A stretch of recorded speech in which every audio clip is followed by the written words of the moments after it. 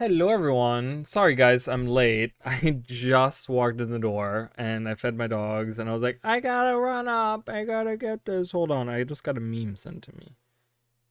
Oh yeah. Oof. That's a funny meme. Alright, I have nothing set up, guys. Let's do this. Let's set this up for a second here. Because I have nothing ready. Okay. I don't know if you guys watched it, but I did a video today. I released a video on the news. We got great news, guys. Those news, oh man, are you kidding me? That shit is real for real. We got some good stuff to talk about.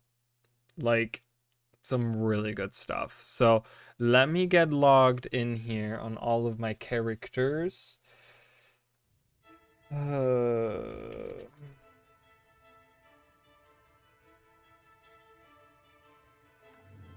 Okay, so that's the first pot done. No. And then let's do Guild Wars. And we gotta change some stuff. Hey! Hi, Rhyme. Oh, I'm not a multi-stream. I'm like, why can't I read the chat? Because I'm not multi-stream. Hi, Rhyme. How are you? I'm a little late. I just ran in the door. I just got home. And I was like, I gotta stream. Oh my god. And it's important. It's an important stream too. So let's do this. Nice. That's fun. Yeah, so did you read the blog post they put out today? That was great. I'm really excited and I'm really really happy. Jadebot deactivation and what? Why is my Jadebot deactivating? Why is that so loud? Holy crap. First of all, that's really loud. Second of all, let's mute it when it's in the background. And third of all, let's do the split screen. I don't know if that's gonna break it. Yeah, it does that. I don't know why it does that.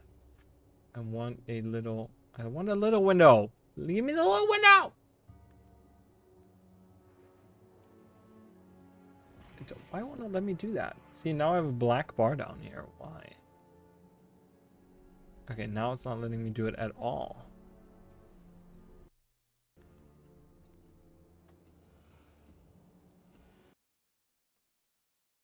Oh my god. Okay, it won't let me. How do I get the I can't get the top bar. I can't get to it won't let me. It won't let me get to the top, guys. How do I do that? How does this work? Okay, I gotta hold on. What the hell? Okay. The bar appears for like a second and then it goes away. I'm really struggling. Hold on, let me do it this way. Let me do that and then do that. There we go. I figured it out. I'm such a smart boy. Oh, you guys can't see anything. Hold on, I'm fixing it. Hold on. There's a lot of setup, guys, for this stuff. And I had no time today to do it. Like I said, I literally walked in at 9:30, fed my dogs, and I didn't even change. I would have really liked to wear some more comfortable pants, but I don't know, Mr. Streamer. Mr. Streamer man. I don't know. I wish I was knowledgeable on this stuff, but I'm not. Okay, how did I have it? I had it the opposite way. So I'm gonna put I think wait. Hold on. Let's do it. Let's do it this way. This is how I had it. Yeah, this is how I had that. Well, it's true, but the problem is that I'm cold and I want longer pants. So the only option I have is taking off my pants. And that doesn't help my problem. That just makes me more cold. I want warmer pants is my problem, and I don't have access to said pants right now. So, um,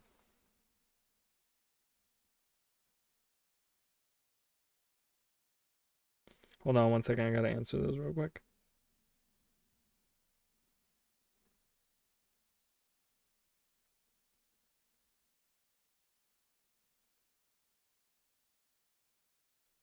Okay. Just had to let someone know that I was streaming. Anyways, so welcome everyone. Yay! We're doing comparison streams. Should I use my... I can use my ritualist, guys. This guy is kind of a little bit inspired by. It's not like he looks just like him, but you can see the resemblance, right? In the outfit. Can't you? Kind of looks the same, doesn't it? Except for the headpiece, of course, because we don't have anything on medium armor that's like that. But that's my ritualist. And this is my not ritualist. But yeah, anyway, so we're here. Yay! Xingji Island. That is not where we want to be. What is happening here? I can't even see my skills right now. That's so stupid. What's the weapon I have on? Oh my god, I have a birthday present. My very first one. I get a miniature guardian. Look at that. Look at that. Awesome. I don't think I have anything on these people. No. No, they have nothing set up. So this is going to be really fun because they're going to suck, asshole. Great. Just the way I like it. I don't know if you guys watched my video. Anyone that watched that video, thank you for watching that. It was a long video that I did today.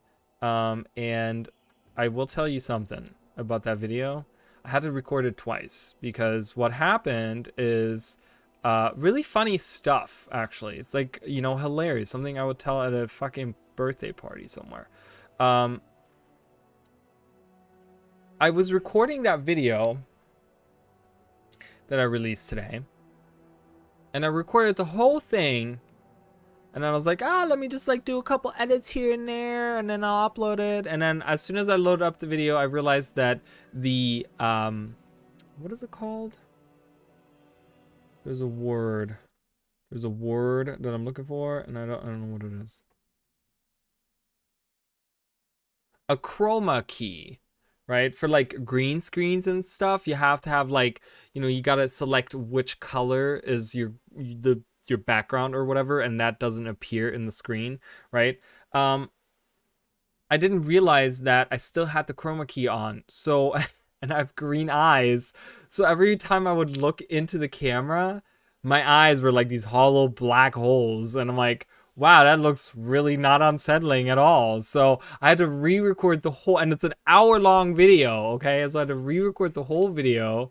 And I hope you guys enjoyed that. It was a really long video, and I know that people don't really probably want to watch all that, but you know, it is what it is. All right.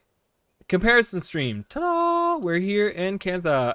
And we're going to be talking, you know, if you guys want to talk about the stuff that's going on, like, I'm really excited. Like, I'm really, really excited. I should have kept the dark, hollow eyes. It's like, hello. Subscribe. And they're like, okay, I'll subscribe. That's funny. So, look at this. We can actually compare these. I don't think I did that. Look at how different the Jade Sea looks, like color-wise.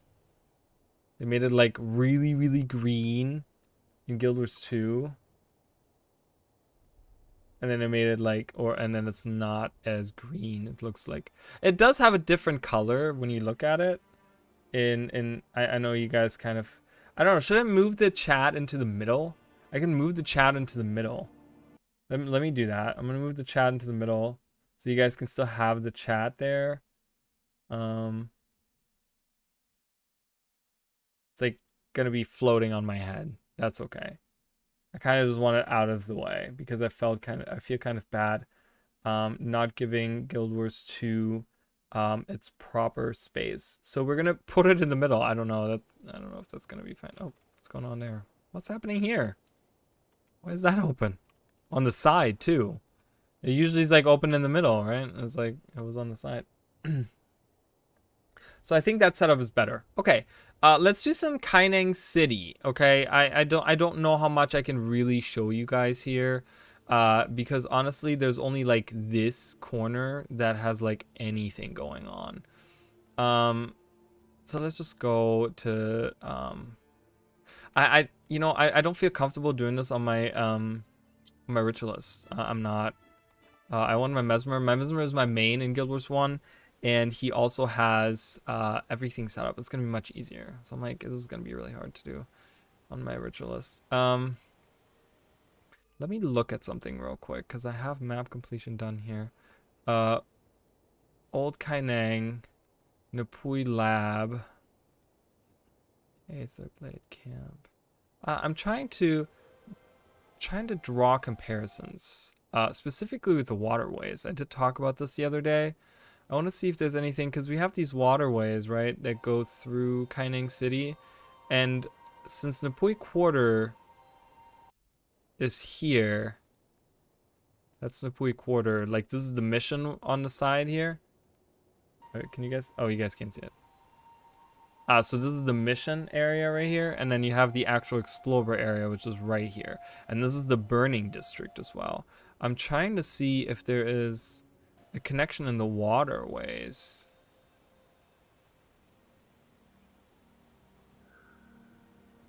Like, okay, I'm gonna go on a limb here and just maybe draw some connection to this, but that's not really where Napui Quarter is, because this is like much more south.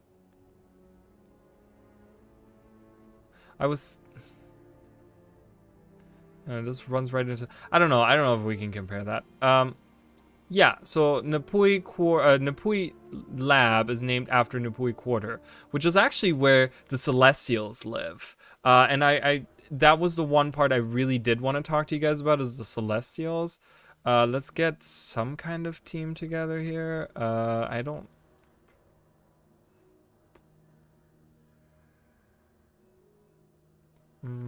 What am I missing in my team? I don't do this often enough. I think I take 2 ritualists, don't I? Give me a second, guys. Let me see what I have here. Yes, Blood is Power is nice. Yeah, Signal of Spirits is nice. Yeah, Soul Twisting. That should be fine. I'm gonna enter the mission here. And we can kind of, in Guild Wars 2, maybe go to the jumping puzzle. Well, welcome. Welcome. I'm glad you're here. Oh my good God. I'm glad you're here. And you can always watch these back. I will leave those up on my channel, and it will be on the Twitch. Oh, we have outage. We have an outage. Okay, I will tell you guys, I have not done this meta at all in Kaineng City. Like, ever. It's kind of a shame, because I've heard good things about it. But I've just been very busy. And just playing so many games. So many good games that I've been playing lately. Oh, it's great time. Great times. So let's kind of move to like old Kaineng here and get a little bit of an idea, okay? Because what we're gonna do, I'm gonna start off with Guild Wars 2, okay? And I'm gonna go to the jumping puzzle, and if I could get there.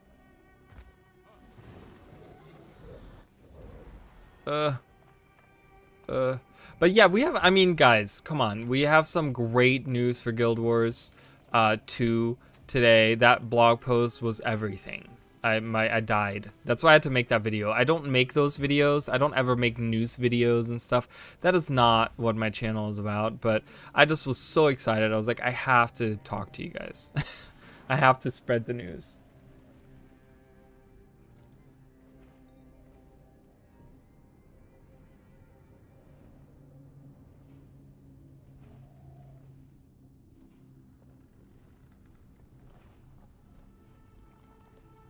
Wait, what?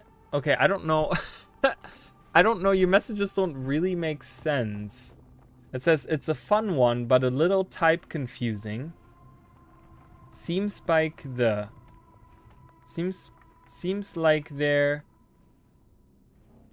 pre's are useless. What? I don't know. I'm sorry. I'm not understanding.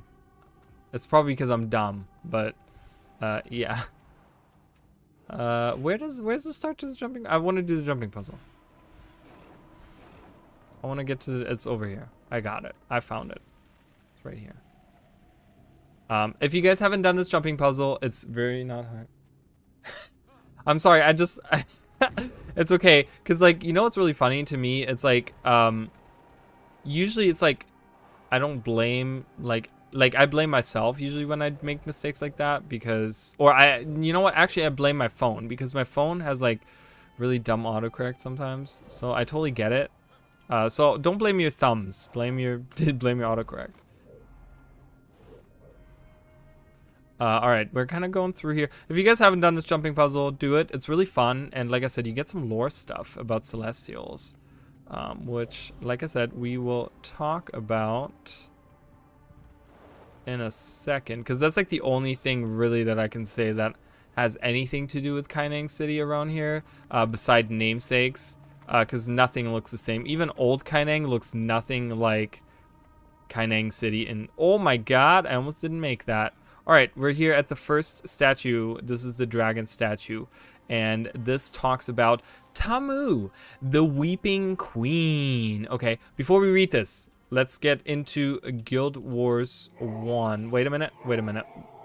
I'm gonna go back. So let's read about Tamu in Guild Wars 1. Okay, this is what we know of Tamu in Guild Wars 1. The dragon, a reminder of atrocity, pain, and anguish. Tamu was an empress, well known for her generosity and kind spirit. The people of her lands were all her children, and she made sure none went without food and shelter. When the Naga attacked, her private guards urged her to flee the city that she might save her own life. But Tamu would not abandon her children. She called to her people to take up arms and defend themselves against the Naga, and she herself went into the streets to do battle. Unfortunately, the Naga overpowered Tamu and her people, keeping her alive to witness the torture and murder of every single person in the city. Enraged beyond reason, she managed to break from her bonds and call down fire from the heavens, which streaked through the streets in the form of a dragon, incinerating the Naga attackers. Okay, so this is what we know. This doesn't explain really anything. This doesn't, it talks about Tamu and how she calls down a dragon, or, you know, a fire from the heavens that comes down as a dragon and destroys the Naga, and she was an empress. Okay, so let's read about what we know in Guild Wars 2. Okay, let's read this. It says, Tamu, the Weeping Queen. So this is something that we, you know, Weeping Queen, I mean, she, you know, the dragon is the atrocity, a reminder of atrocity, pain, and anguish. And obviously there was a lot of shit that happened to her. But, yeah, so let's read about it. Her husband, the emperor, had already fled. Like, we didn't know this. We knew she was the empress, but we didn't know that her husband had already fled. Tamu thought of his face as the fiery dragon thrashed through the streets of Kaineng, barreling into the Naga that killed her people, her children. So we kind of heard about this. So she was thinking of her husband, and she was thinking of him as this fiery dragon that she called down from the heavens, killed all the Naga and her children. Again, she considered her people her children, the people of Cantha, her children. When Tamu awoke, so we kind of get a continuation, because we kind of get this story, right? And we get a short summary of that right here in this blog. We get we get the story of her in Guild Wars 1, and we get a little summary of that kind of in the first paragraph here. But then it goes on to say, when Tamu awoke in the celestial realm, she stood before a young boy. When he extended his hands to her, he gave the empress a single orchid and a small wooden statue of a dragon. He took her by the hand and led her down a long winding pathway of stars and 1,000 lifetimes, flickering like candles in all directions. When they reached the other side, Tamu emerged as the dragon, the leader of the Celestials. She looked over her new subjects, all victims and criminals and fools. She looked at them and smiled. They were safe now. So this talks about how she, pretty much, I'm guessing this is how she died. Like, I imagine what they mean by the story of how this happened is that she, oh, hi, Emily. Welcome. I gotta drink something again. I'm already like hoarse. Marty, I have a hoarse throat. I'm sorry, guys. I'm sorry that the chat is kind of like right in the middle. Yes, how is everyone? I'm doing good. Thank you. How's everyone else? So this is almost like a story about how she died. I have a feeling that she brought down the fiery dragon, but it didn't just incinerate the Naga. It also incinerated everything else, including her, because right here she awoke right after that. Like it jumps right from like the fiery dragon barreled through, and then she woke in the celestial realm. We didn't know this in Guild Wars 1. So this is new information on Tamu, who was an empress, and she became the celestial, the dragon, and the leader of the celestials. And she looked over her new subjects, all victims and criminals and fools. She looked at them and smiled. They were safe now. So, you know, she seemed to like really, she was very generous and a kind spirit, as we can read here in Guild Wars 1. And it sounded like, you know, that's like her life was all about like giving to the people, and then seeing all her people die, that made her like really sad. And now being the leader of the celestials, she now had subjects again, right? So it's actually a great outcome for her. That's we kind of get a little bit of more backstory to the celestials. So that's the first one. Now I'm gonna have to struggle to figure out how to over there, how to get to the next part. And I love that little dragon statue. It's like lit up so you can kind of see it or whatever. Before, when I did this the first time, I thought that you actually had to like go in there, but obviously not. Here we go. We go across here, and the next one is gonna be right over here. Very shortly. Very, very shortly.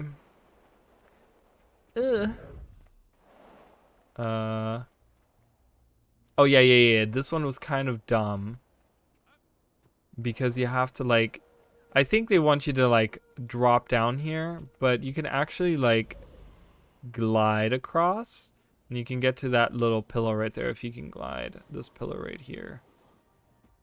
See, and you can land right on it, and then you take the path. Let's jump here and then jump over. Oh god. And then go up here. I like this jumping puzzle. It's fun. It's actually a really fun jumping puzzle. I like the ones that give you a little bit of like leeway on like, even if you mess up a little bit, you're okay. Like you don't immediately die. You know, like the Chalice of Tears is like you fuck up one time, you gotta redo the whole fucking thing, and it's annoying, you know. Alright, so now we talk about this guy, which that's the statue of a Kappa, but he's actually a turtle dragon, which is actually a different creature, mind you, because there is turtle dragons in Guild Wars 1. You can actually find creatures that you can fight. They're turtle dragons, and that's what he is. He's not a Kappa, which I guess a Kappa is a turtle dragon. I'm not sure exactly what a Kappa is supposed to be, but yeah, it's a statue of a Kappa in Guild Wars 2, which that's not really what it is. And it's right over here, Kwang Sang. So let's read about him in Guild Wars 1. Kwang Sang, the turtle dragon, the eternal paradox. Kwang Sang was a wizened old sage who spent his days dispensing helpful advice and delivering messages to and from the spirit realm. When the emperor's daughter took sick with an unknown illness, Kwang Sang consulted with the spirits. After gathering their advice, he returned to his emperor's side, relaying all that he had learned. Convinced of Kwang Sang's advice, the emperor ordered the death of the oldest daughter of every household, and when it was done, he looked to his own daughter, sure she would be healthy once more. Instead, he found her cold body lying in her bed. It did not take Kwang Sang long to realize he had misinterpreted the riddles of the spirits. In grief and shame, he took the emperor's sword and cut his own head. What?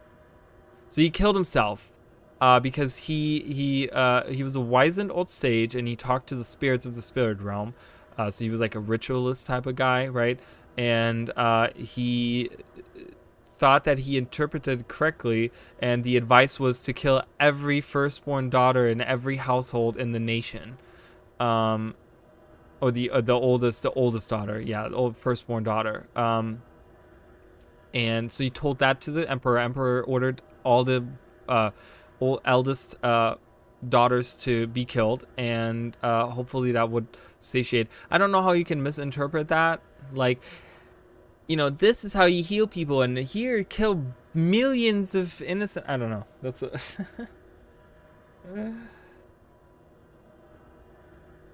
Yeah, the Celestials have a really, really dark backstory. But I think that's what makes them Celestials. They're like, what qualifies them to be Celestials is that they've been through these like really, really crazy, insane things, and that like somehow qualifies them to be Celestials. Like an average Joe couldn't just be a Celestial. Like you have to have really done something crazy, where you caused, I don't know, at this point I would say like millions of people to die, because Tamu killed millions of Naga and probably her own people. Whoever was left in the streets. I mean, if she like sent a fiery dragon, I don't think the fiery dragon just killed the Naga, probably killed everything, right? So every woman, child, man like that was still alive, maybe. I mean, they did say they killed everyone in the city, but that's very I doubt that, right? Because the empire still stands. So if there was no one there, there wouldn't be an empire. So obviously people survived, but she probably killed a bunch of them. So they both were mass murderers, you could say, in their own way. Like, he didn't murder the people, but he told the emperor, who believed him, to murder these children, these daughters, right? That's crazy. So let's read about him in Guild Wars 2. And I love how, like, you guys see the mouse cursor? They kind of like, it's almost the same way in Guild Wars 2. Like, they kind of updated it a little bit, but it's almost the same, in that same style. As soon as Kwang Sang heard, and I will tell you guys right now, there is a typo here. If you guys haven't noticed it, Kwang Sang is spelled differently. Kwang Sang in Guild Wars 1 has an H in it, which in Guild Wars 2 it does not. Make of it what you will.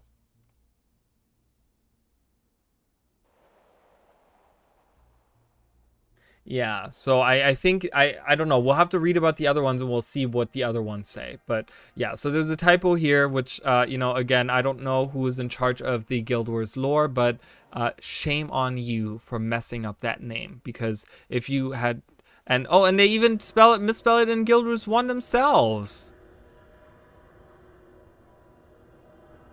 ArenaNet, really? I mean, come on. Like, you literally spelled it twice this way, and then you spell it wrong one time here, and then you go to spell it like that for the rest. I don't know. Maybe they changed the spelling of it from the beginning of the story till the end, and then they were like, we're going to stick with the second one.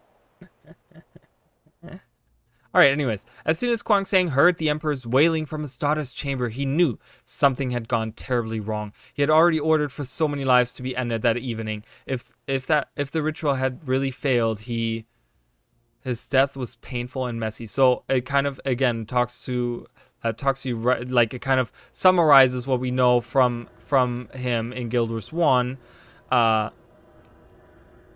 But doesn't give you any details in Guild Wars 2. So it kind of, you have to know what's happening in Guild Wars 1 to know what the story is really about. Because I read this and I'd forgotten about his story, and I was like, none of this made sense. I was just like, okay, this seemed like very out of place. But if you connect it to what we already know from Guild Wars 1, it actually makes sense. So he heard the wailing of the emperor from the daughter's chamber, like she was dead, right? And he knew he had failed. And his death was painful and messy, but he wanted to feel that pain as the guild boiled in his belly. He wanted it to sting. Now, here, I again, they leave out Guild Wars 1, right? In Guild Wars 1, we get explicitly told he's cutting off his own head. Which is not what Guild Wars 2 is telling us. Guild Wars 2 is telling us that there's a sting. He wanted it to hurt. Like, it to me,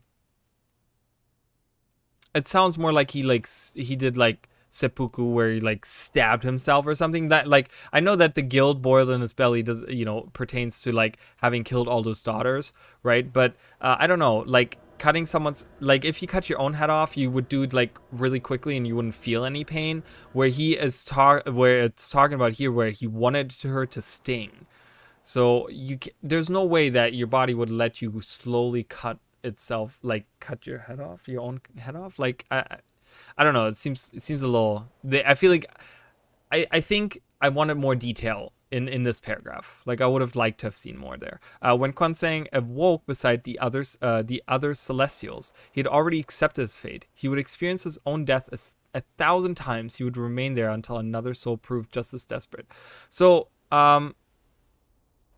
a little bit different, right? This is not like Tamu. Tamu seemed to have like it was like a happy ending, but this is not a happy ending. This is like not happy at all. He's experiencing his own death a thousand times over until someone else comes that's just as desperate. Like it's the constellation of Crumbling Fortress. So that's yeah, like you said, it's very a lot of violence, mass murders, like very dark stuff, right? That's very like, because you think of the Celestials, and when you see them, they seem like these majestic creatures, right? And they're just like, oh, you know, awe-inspiring, like majestic creatures. But in fact, wait, where do I go from here?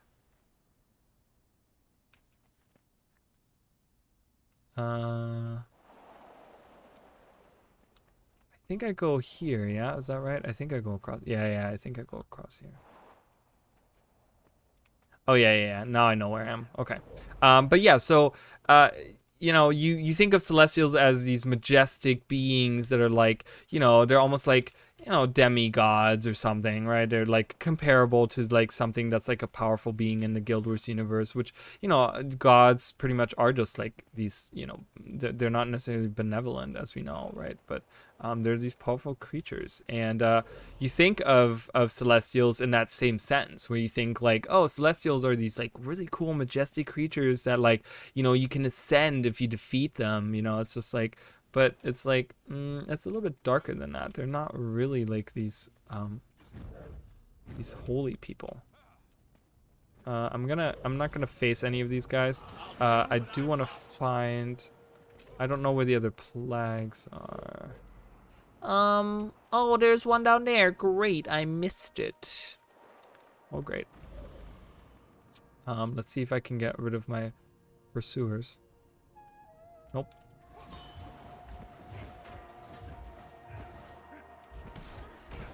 Oh my god. Which one is this one? This is the Kirin. Okay, so we'll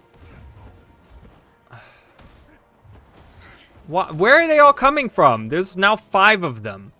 There was like 2 earlier. There's now 5. Look at this. It's like a fucking army of people. Oh, they walk down. Okay, well, that's great.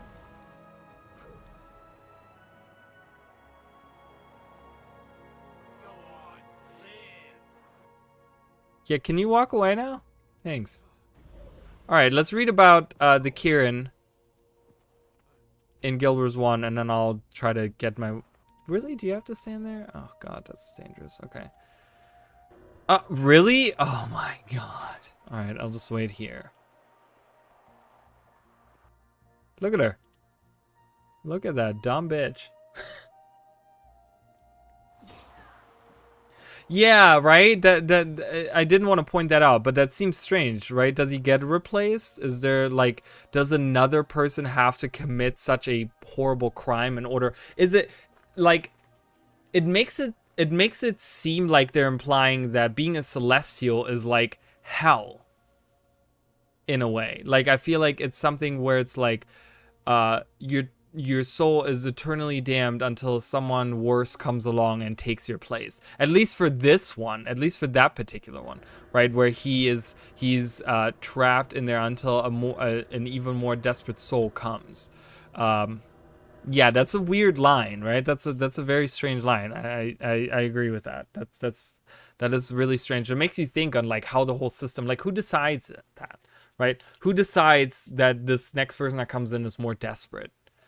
You know, is there like a Celestial? Is there a god that reigns over the Celestials and decides who becomes Celestial? Like, is there a process to this? Like, have there been others before? Because, you know, Guild Wars 1 and Guild Wars 2, 250 years, there haven't been any new Celestials, I guess, in that time. But there have been many atrocities been done. Like, the Ministry of Purity has killed thousands of, you know, probably millions of non-Canthans over, the time span that they were there, and none of them became Celestials, as far as we know, anyways.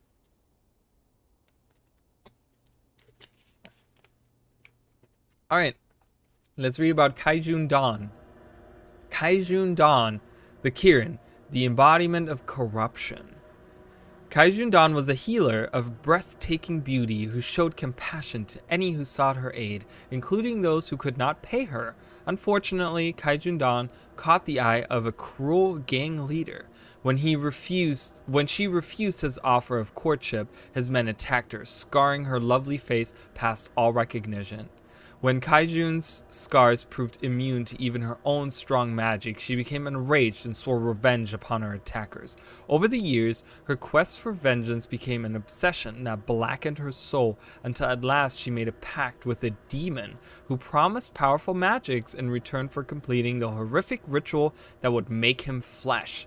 Kaijun Dawn did not hesitate, and the killings she performed that day left her forever corrupted. Again, a lot of murder, mass murder. She was a healer, and a lot of them good people, like really good people, turned bad. It's not like it's bad people throughout. It's literally so far it's been really good people. The Empress was known for her generosity and kind spirit, and the other guy was he's working as an old sage, as like an advisor to the Emperor, and he's trying his best to interpret the spirits and help his sick, the Emperor's sick daughter. And here we have Kaijun Dawn, who was a healer, healing the people, and even people that couldn't pay her. Like, they're all great, awesome people. They're like, they have all these awesome lives, and then they commit these huge atrocities of like, thousands of lives that they kill, right? Whether they mean to or not, right? Because like Quang Shang or whatever his name, Quang Hang or whatever his name was, the turtle dragon, he didn't mean to do that. He thought he was doing the right thing, but he ended up, pretty much sentencing all these daughters to die, to get killed by the Emperor. So so that's like common themes, right? You kind of look for common themes.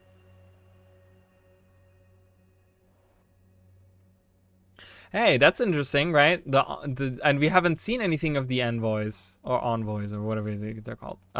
We haven't seen any of that. I don't know if there's some kind of side story to them or something. We haven't seen those. But yes, you're right. They were, as far as we knew, they were bad people, right? So I don't know if I can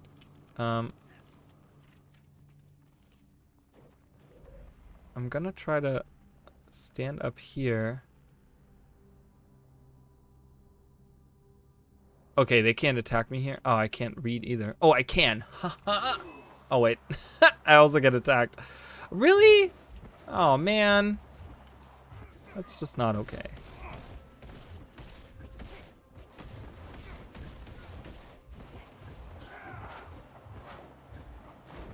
I can't.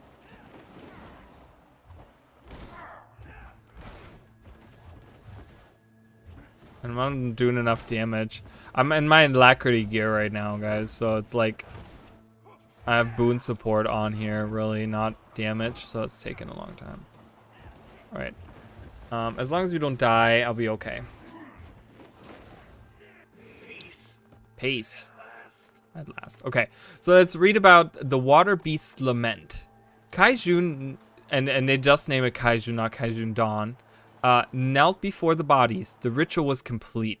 Everyone that had once done her harm met a potent, venomous death. She placed the knife on the ground and closed her eyes. For the first time since the incident so many years ago, she smiled. She smiled for the life she'd once lived. The souls... sorry, guys. I'm like, let's go into Shroud here so we'll survive this for a little bit. She smiled for the life she'd once lived, the soul she once aided, but that woman was gone, snuffed out by years of torture and cruelty. When she arose from the floor, she was swallowed by the stars. She took her place in the land of the Celestials quickly, silently. Okay, well, we read that, so let's get somewhere where they don't attack me so I can actually think and not feel like I'm about to die. Yeah, let's go up here. There we go. All right. So, yeah, again, they don't, you got to have the Guild Wars 1 knowledge and the Guild Wars 2 knowledge, because, obviously when they talk about like the acts and the things that happened in that story, like they don't tell you any details. Here in Guild Wars 1, they tell you some gruesome details, right? And yeah, like pretty much nothing really, they don't talk about the demon in Guild Wars 2, which is interesting. There's nothing, because they just say like once the ritual was complete, she had killed everyone that had ever harmed her, and she was happy about that, and she thought about her life that she once had, but she knew she could never get that back because she is now a mass murderer and killed all these people. And that was pretty much the end of her.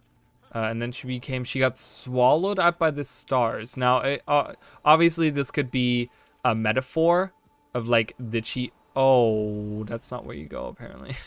Whoops. That could obviously be a metaphor. Like, did she physically get swallowed up by the stars? I doubt it. But did like a portal open up under her or something? And did she get like teleported into the celestial realm? Because we know about the celestial realm. Like, that's an actual place. It's just probably one of those things in the wait, where do I go from here? Wait, I do go up there, don't I? Why was I not able to?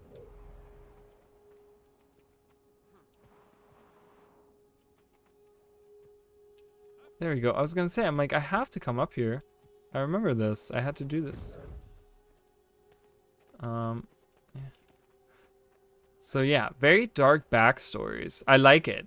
Guild Wars 2 needs to do more of those. I don't like happy-go-lucky stories. No one does. Okay, we like bloodshed, and we like millions of people dying. Okay, it feels like home. I'm just kidding. No, it's not like that. But where do I go? Am I going the right way? Yeah, it's up there. I was gonna say. It was like the last one was up there. So yeah, it's very tragic, like she's a healer that's trying to heal people, and then she just, because and again, it's like it's weird. Like, is this like hell? Is that like punishment for? Or wait a minute, where am I going? That's the wrong way. I gotta go up. Wait, don't I? Don't I have to go up here? Yeah, there it is. There's Nika. So yeah, pretty tragic, right? Again, she was a good person trying to do good, and then she got literally, I mean, she got scarred, and they scarred her face, right? And she got so angry over that she couldn't heal that she then started murdering all those people. Can you really blame her? I mean, I can't. I mean, I don't know if I would do the same thing. That seems a bit exaggerated, but it's a different culture too. Fighting and that type of stuff in the Guild Wars universe is more common than what we have nowadays. I mean, the like hand-to-hand combat and like magics and stuff, is more common. So let's read about Haiji. Haiji, the Phoenix, the representation of fiery eternity in the underworld. Okay, also a nice place to visit. Haiji was the youngest of 8 sons from a noble family, long known for producing talented warriors. He did not like to fight, preferring instead to wield his paintbrush, with which he had unsurpassed skill. One evening, his family was attacked by a neighboring warlord. Haiji was tortured and left for dead. But as the invaders swept down upon his 2 baby sisters, he arose, took up the sword he had so despised, and single-handedly killed every invader. When his grim task was complete, Haiji dropped to his knees and begged Grenth to see to it that his family's murderers found no peace in the afterlife. Grenth heard Haiji's prayers, dooming the souls of the murderers to an eternity of fiery torture. So again, good person went bad because of like one incident that happened. It kind of, his family was getting murdered, so he was like, let me help my family, or let me avenge my family, and then yeah, and then he became a celestial, I guess. So there is the statue of the Phoenix. Let's read about it. Let's read about him.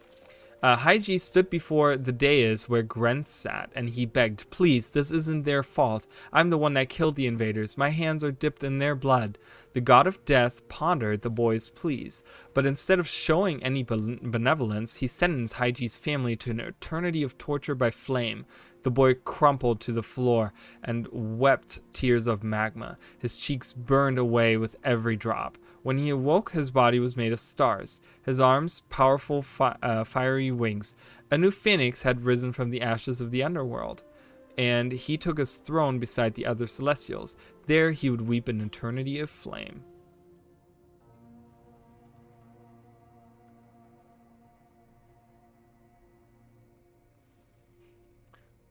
Why? Why do you say that? Because I picked out, I feel like I picked out something, because wait a minute, like right here, because I read it and I was like, wait a minute, why is his family getting tortured eternity of flame like his family? Didn't he beg? Like right here in the story it says, Haiji dropped his knees and begged Grenth to see to it that his family's murderers found no peace in the afterlife. Grenth heard his prayers, dooming the souls of the murderers to an eternity of fiery torture. In this story, in the Guild Wars 2 version, it says the boy crumpled to the floor and wept tears of it says pondered the boy's pleas. He was like, please, they didn't do anything. I was the one that murdered the invaders. They didn't kill the invaders. I'm the one that killed them. Talking about his family. And Grenth was like, nah, I'm not going to be benevolent, and ordered the family to an eternity of torture.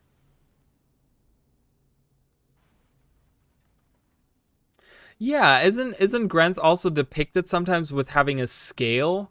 Because, or am I thinking of the wrong thing here? Isn't he sometimes depicted with a scale, or is that someone else? But isn't he sometimes depicted with a scale? I feel like he is in some shape or form, or like some kind of necromancer thing that has like a scale on it or something. Yeah, right? Okay, I was like, am I just crazy that I have that thought in my mind? So you know, yeah, you're right, and it's Grenth's balance. Yes, that was a skill too. That's right. Yes. But it's weird, right? Because you like, yeah, so obviously someone didn't read that. Like you said, someone fucked up, because that is completely contrary to what is said. Again, not like that has a huge impact, but he, you know, and also weird enough that the god of death uses fire. Why is the god of death using fire? Like, he's ordering them to be tortured by flame, and then he pretty much burns the boy. Haiji burns him to like a pile of ashes, and then once he awakes from this pile of ashes, he's then a phoenix. It's kind of weird, right? Yeah, he's the god of death and ice. Like, why would he use fire? Like, wouldn't he freeze him to death, and then maybe, like, I don't know, the ice gets melted and he's then a phoenix? I don't know. It doesn't, you know, it doesn't really work. But yeah, so there you go. That's it. That's pretty much all about the Celestials there. I really wish there was more. I'm like, you know, but my thought is like, is ArenaNet trying to go for something with this? Is ArenaNet trying to like do something interesting with that story? Like, are they just adding this as like flair to like, oh, let's deepen the lore on the Celestials? Like, is there some stuff that maybe we'll have to deal specifically, you know, because this is old Kaineng, like, you know, this is Nopui Quarter. This is why we hear about the Celestials, because this is where they were in Guild Wars 1, right? This is Nopui Quarter. This is where the Celestials are. They're hanging out right here. They're hanging out right there. So, are we going to see some of this when we go to Drowned Kaineng? Because obviously this is going to be a map, guys. This is obviously going to be... Season 6 is going to have a map in here. So we're going to go there. And are we going to hear more about him? I don't know. I would like to. Because we also have Tanakai Temple right here. And that has all the heroes and stuff, which have now been moved. Oh, I apparently walked off the edge. That's very depressing. That's really depressing. I didn't mean to do that. Oh, whoops. Because I was going to do something else, guys, and I'm not going to do that jumping puzzle again. If you do that jumping puzzle, Though, if you are one of those people that's gonna do that, let me look for where she is. Don't tell me she's not here. She is not. What? I know she's in Zendaijun. I know. Should I do the jumping puzzle again? I can do the jumping puzzle again. It didn't take a long time. I just you're gonna have to be patient with me to do it again. Nika lore. It's really interesting because you know, it's like you think about those heroes from Guild Wars 1 and you think about those important characters and like what happened to them. Like, you know, Menlo became the new master of he was like the interim master, I think, for the monastery, but they don't mention him anywhere, and they don't mention any of the other headmasters that we met. Like, why not? Did the Ministry of Purity like erase them? Like, did they kill them, all of them? I'm gonna have to do that jumping puzzle again. So yeah, I'm gonna go do that again. I'm sorry, guys. I could have used a waypoint or something if I had that available. If I had put it there, if I hadn't walked off because I had to draw on the map like a 5-year-old. But yeah, so I hope you guys are excited about the news that we got today for Guild Wars 2. I'm ecstatic. I'm really happy, and I'm glad that Arena is taking the risk of saying like, hey, we have nothing planned for this 4th expansion. It's in the planning phases, but we're gonna tell you about it anyways to make you guys understand that we are here to stay, and we want to we want the player base to know that we're gonna be here for a while, and that's good. You know, I'm very happy with that. I'm so happy about all the things I heard. Like Living World Season 1 is gonna be released this year. Like honestly, I was trying to get it before it would blow me down. God damn it! What is down here?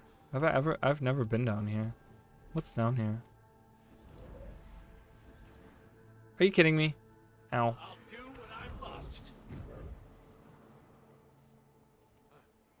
It is. It's super, and it gives me confidence. And like, you know, I talked about it in the video that I did today, where I'm like, you know, I wasn't sure. Like, no one was sure about the future, right? And for so long, like even during Iceberg Saga, everything was like, is Guild Wars 2 going to be a thing? Like, are they going to close down? Like, we didn't know, you know, but them saying like, no, you know what? We're hiring new people. We have all this stuff planned. We have more players than ever before in the game. You know, that's like huge, you know, that's fucking massive. That's like, wow, really? Like you guys, you know, like Guild Wars 2 is doing good. And you know, it's something that I thought about. I wanted to say that in the video, but I was like, someone's gonna call me fucking crazy. But I honestly want to tell you guys, because people talk about this now, you know, having released 10 years ago, people talk about this like, what was Guild Wars 2's peak? I think we're gonna see a new peak, guys, with the stuff that's coming out and having tripled in player base, and having 3 expansions out, and having the Cantha expansion, like something that people have been asking for since Guild Wars 2 released. I think we're gonna see a new peak, honestly. In, you know, 3 elite specializations, we're getting more updates, we're getting balance patches, we're getting new living world, we have another expansion coming. Like I think it's gonna be a new peak for Guild Wars 2. You know, and I say that with all sincerity, and like not trying to like wear. I'm usually not one that has like wear rose-colored glasses, like look through rose-colored glasses, because I like to be a little bit more grounded in my thought process. But honestly, like I'm really excited.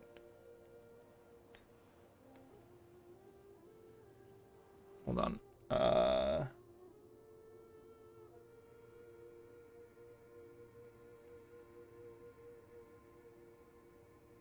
Yeah, and you know, it's speaking of new player experience, one thing that I talked about in my video, which I don't know if people looked at that. I mean, I kind of took that whole post apart. That's why that video was an hour long. And it was actually, you know, it's really funny. It's exactly an hour and no second more, no millisecond more. It's literally 1 hour on the dot. It's really fucking weird how that worked out. But and you like the way I say millisecond, because that's not how you say that. Anyways, it sounded cuter though. I'll say that. But I love that the new player experience, they talked about that they're actually gonna touch up starting experiences, like I'm guessing they mean like early leveling stuff. I'm hoping like they're doing stuff to like 1 through 15 maps and stuff, like level 1 through 15 starting maps and stuff. Like I'm hoping that they're going back, because, and you guys know I've been talking to you guys about this, and you guys have agreed that maybe, or some of you guys have agreed, that they should go back and rework some of the older content. And I think it's really important to do that once in a while, because you know what, you're trying to sell these new expansions to new people too. But if they're coming into a game that's 10 years old and they're playing all these systems that are 10 years old, that might not be as appealing as like playing something that where they're like, oh, and yeah, we redid all of our leveling stuff, and we looked at our early leveling maps, and we fine-tuned those, and we made that easier, or not easier, I mean they're really easy honestly, even for like new players with all the power creep that we have, but you know, just make it more interesting, and add new things to it, you know, whatever they're gonna do to it, to any of those.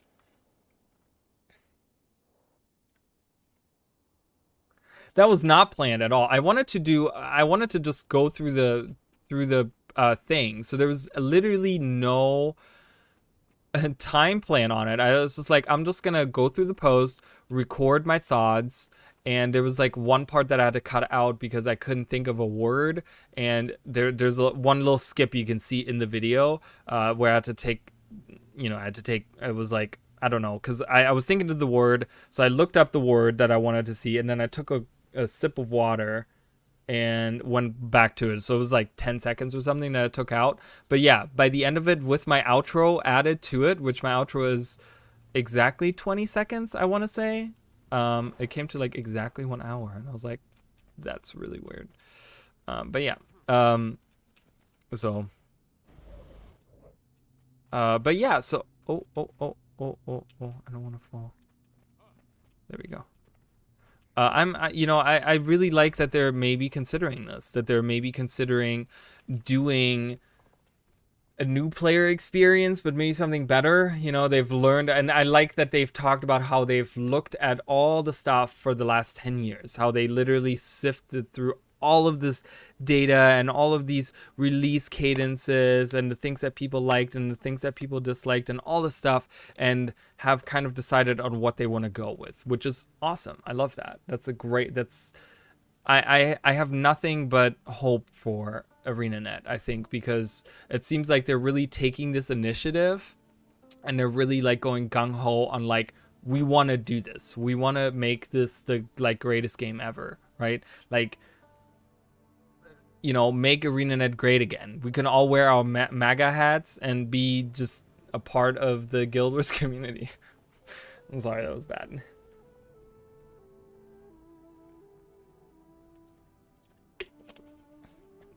I'm sorry. No, I'm not getting political, and I don't own one of those hats, and I don't want to get into it, but it's just a dumb joke that I made. So don't worry about that.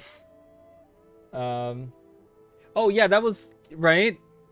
I talked about that in that video. Yeah, I would love to, because, you know, when they talk about the early leveling experience or the early gaming, what do they call it? Early player experience or something like that? A new player experience, but they called it something else at some point too. And that did make me think of, like, you know, what about the Zaitan fight? People have been asking for a proper Zaitan fight for years, ever since, I want to say, it started coming out once Heart of Thorns started coming out, where we got like really good boss fights. I think that's when people were really like starting to ask for like, hey, can we get a good Zaitan fight? Because that Zaitan fight kind of sucked. So, you know, but yeah, I mean, that would be great. And maybe even not modify the fight at all, but like, you know, because Zaitan falls off of the tower, and there was originally planned where you either face him on the floor or you go inside of him or something, and they can still do that. That could still be something. Like, we went inside of Kralkatorrik and we fought his heart, right? Which they can make that into a strike as well, but they could make fighting inside of Zaitan maybe a fight as well, where Zaitan falls down and he becomes this like husk of a dragon or something, and we can go inside of him or something. I don't know. But there's that early concept art, and there's that like map, and the model of that dragon or whatever, and that was supposed to be like Zaitan. So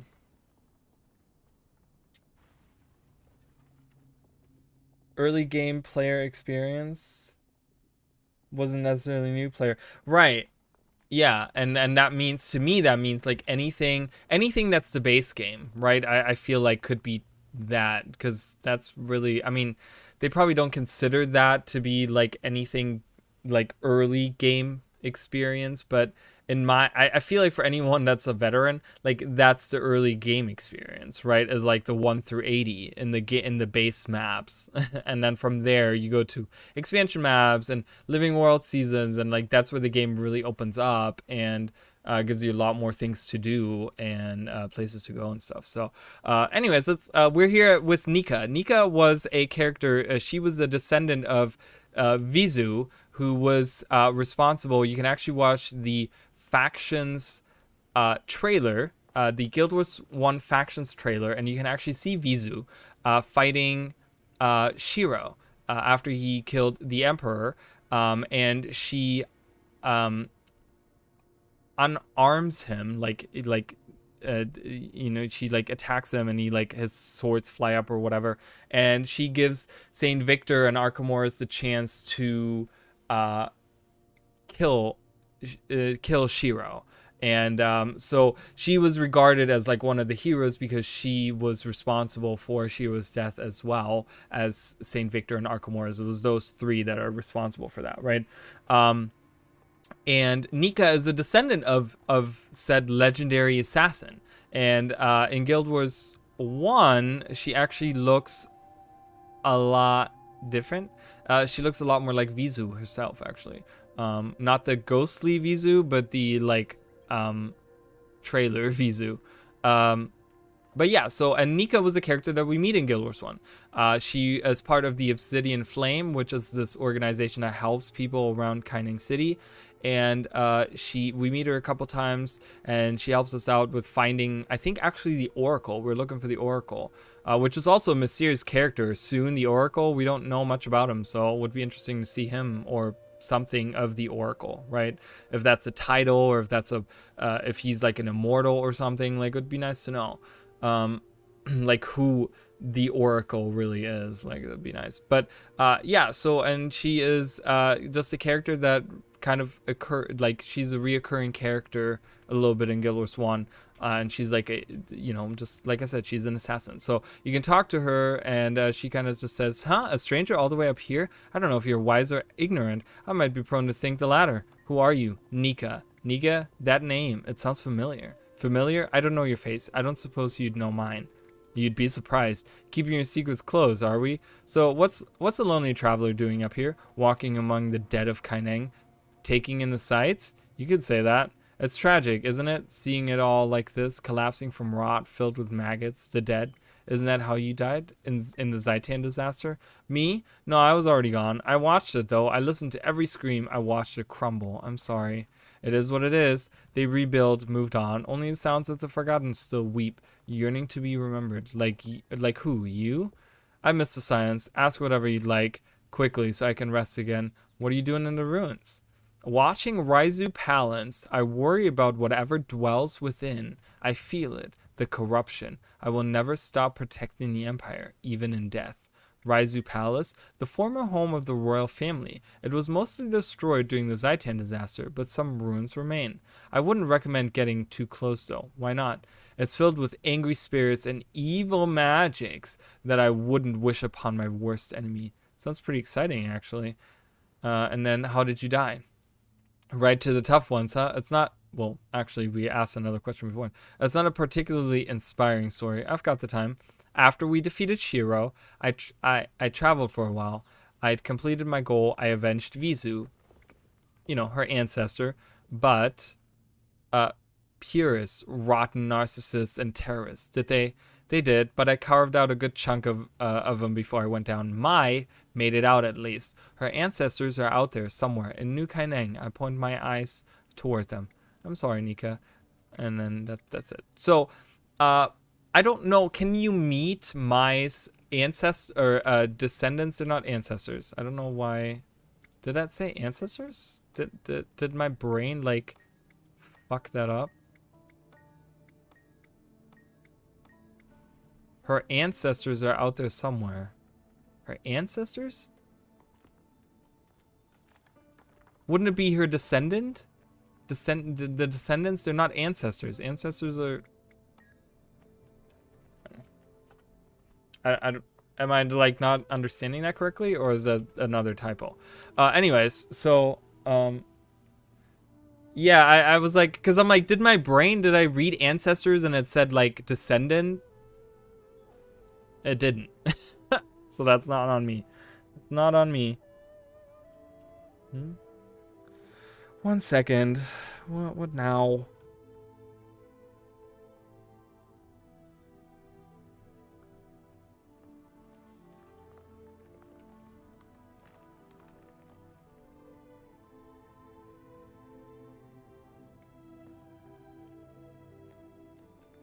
Okay. Never mind, doesn't concern me. Yeah, so Mai is a character. Mai is actually... Oh, please don't tell me she's not here. I thought she was here. I know she's in Zaitan Harbor. So Mai is a character you can actually have in your party. You can actually travel with her for a while. She's not available everywhere. She's right over here. And she's an assassin. And actually, she joins Xingji Monastery the same time you do if you're a factions character. And this is Mai right here. Mai being an assassin as well as like Nika, must have probably, I'm guessing, after the events of factions, joined Nika and maybe trained under her or something. And Nika then tried to protect her when the whole Ministry of Purity thing happened. And she says, I sense that together we'd be forced to be reckoned with. And she tried to save Mai. We don't know what happened to Mai, but I guess Mai died as well, presumably, because her ancestors, her descendants, are somewhere in New Kaineng. So there's Mai. She talks about Mai, and this is Mai right here. So you can actually meet Mai as well in Guild Wars 1. And yeah, so again, we get mention of Raiju Palace. So there's a lot going on here where they talk about Anka actually learned being a harbinger from watching people in the drowned thing. Like Anka actually learned being a harbinger, and they were using like Zaitan magic or something to like revive these undead, and that's apparently where these undead are coming from, because in Grub Lane they actually talk about how there's more undead coming and they keep on killing them and every time the like bodies float upstream, I guess, or whatever, and then more come back, like more undead come back or whatever. So there's something really fishy going on.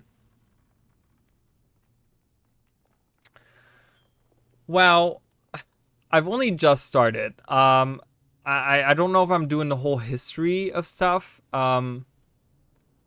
Because I'm just doing a comparison between the two things. So, if Winds of Change has certain things, I mean, I might do at some point. I finished Winds of Change on this character, so we can always go back and do some of those.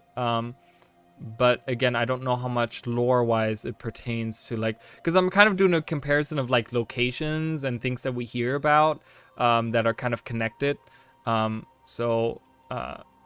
so we'll do it as it's necessary, I want to say.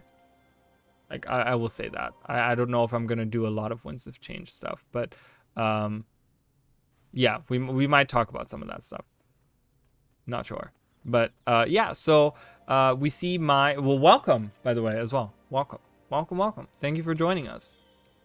Thank you for hanging out. Yeah, so there's Mai. and there's Nika.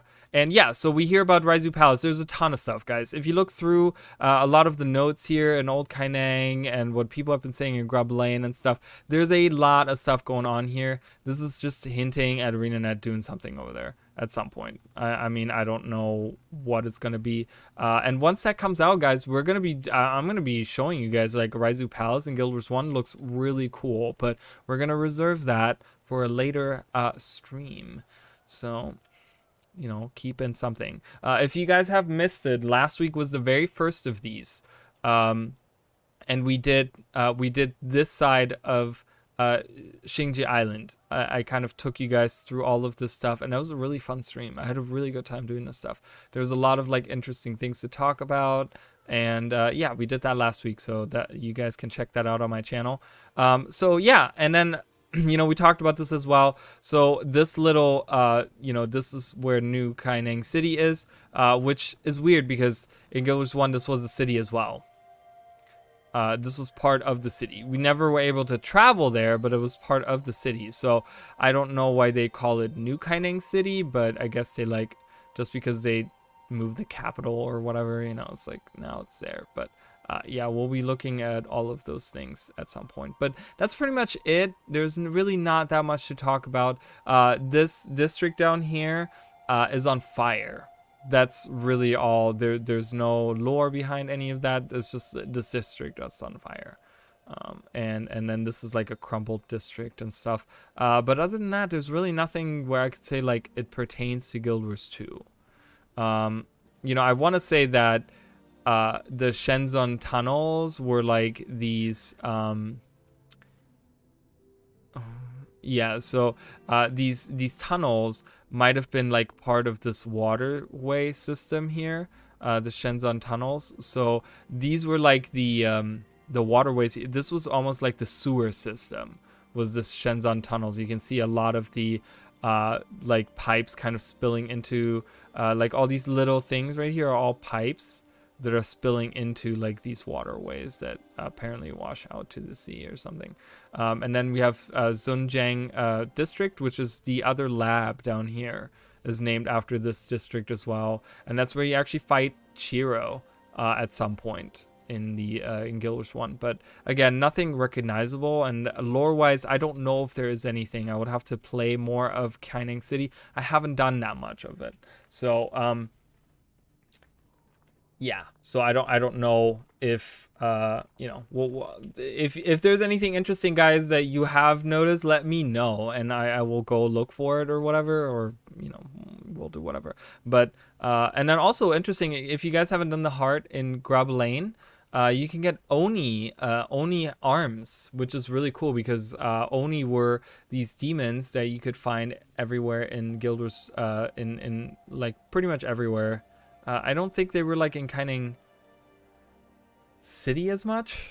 Not that I remember, but yeah, you could find those, and there were like these demons that would appear out of nowhere, these assassins, and it's kind of cool that you have an item that kind of mentions the Oni right there. So, but that's pretty much it for Kaineng City, guys. There's really not much. Like I said, I might have missed something. I don't know what Isle of Hanasha is. I don't know what that. If there's a reference, I don't know if there's any references to any of these, to anything in Tranquil Overlook, East Precinct. I mean, it's all Suwon's protection. That's the orb. We heard about the watery orbs. We know that now, that the watery orbs were actually made by, you know, the orb that's in Fort Trinity, you know, where they're like, how can we replicate it? You can't. It's made by the underwater deep sea dragon Suwon. So, you know, but yeah, that's pretty much that.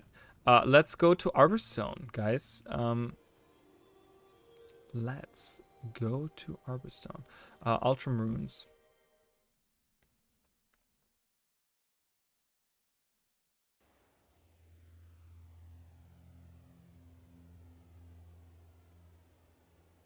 That they never went into the tunnels? You mean the Shenzhon Tunnels? That you could never actually go into the tunnels? I guess they were trying to like make it look like these were tunnels, but they were like open spaced, I guess. They were like actual like tunnel systems, because that would have been a nightmare on the camera, mayhaps. I don't know. That's an interesting point though. Still, yeah, I agree with that. Why would they call them tunnels if they're not actually tunnels? Oh God. Okay. I'm like my camera and my mouse was like moving all over the place. Ultramarines. So who was the person that talked about Ultramarines before earlier? Someone talked about this. We'll look at that. I do want to go into the area here. Let's do that.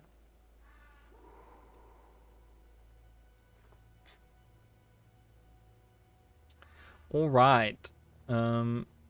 House to Helsar? No, I want to go to Arborstone. Let's go to Arborstone. Boop. Oh, I gotta download stuff, guys. I gotta download stuff. Alright, here we are. Let's get, so here's some Kurziks, guys. These are guilders. Do I have money on me? I do. Alright, you want to get you can get a little blessing here. Yeah, these are Kurziks and Guilders 1, guys. This is what they looked like. That's their style. Because we do see some in Guilders 2, but yeah, this is what they look like in Guilders 1.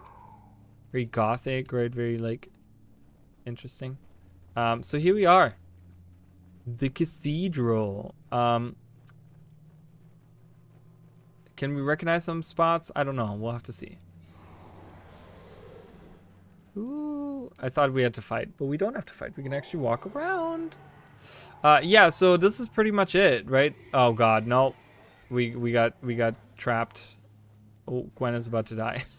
My whole team is dying. That's okay. There's wardens here, guys. There's wardens. Wardens in Guild Wars 1 looked way different than in Guild Wars 2. Guild Wars 2, and also the Guild Wars 2 lore, as I've talked about before, has actually combined wardens with juggernauts, which were like two very distinct different things. I mean, they like kind of were like tree people, but they've kind of combined that. But these are wardens, so they look very different, don't they? Look at these guys. But yeah, this is the inside of the cathedral. So we are pretty much these are the stairs right here. They're supposed to be these stairs, I'm guessing. Because you turn around and you look up, right? And we can turn around and we can look up. And look at that. Look at that. Look at that comparison there. You get the arches. You know, it's a little bit different. But you also have the trees above in Guild Wars 1, which you don't have in Guild Wars 2. And you can kind of walk through. There's chandeliers hanging in Guild Wars 2. I wish I would have kept those in Guild Wars 2. Gwen is still dead, which is very sad. It's fine. Gwen can stay dead. That's fine. We'll make it with 7 people. Not sure why she died so quickly, too. Because I was running ahead. That's why. So there's a warden boss we just killed. Nice. Look at this guy. He looks cool.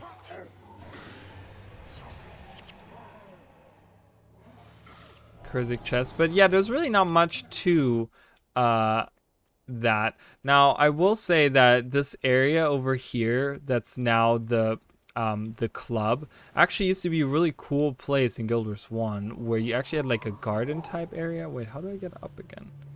Isn't there stairs right here? There's stairs. Okay. It's like, how do I get there? I should have had a speed boost on, guys. I'm sorry. I don't have a speed boost. That's okay. We'll slowly walk. I might kick one of my mesmers and actually put the other mesmer in. The other mesmer has speed boost.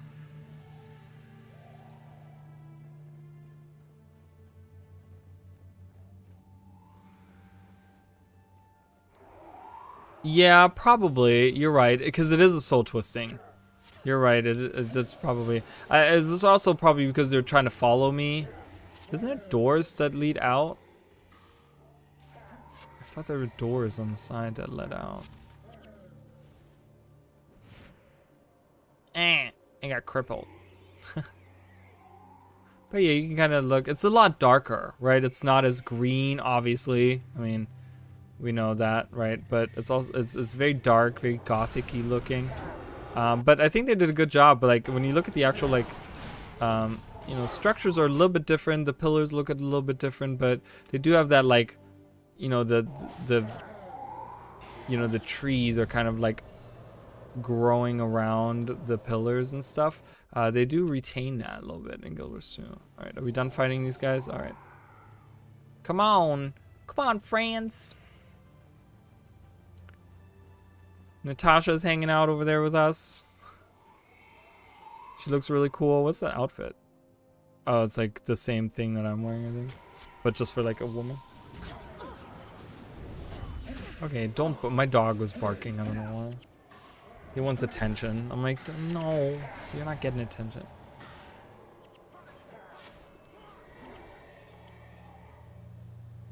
Let's look up front. Let's look up front because there's actually stuff that you can see a little bit of like a resemblance to, as far as I can tell anyways. All right, guys. I know you guys are ready for hard mode. Normal mode should not be a problem. I know we're missing Gwen, but that's fine. She'll be just fine. We'll be just fine with her.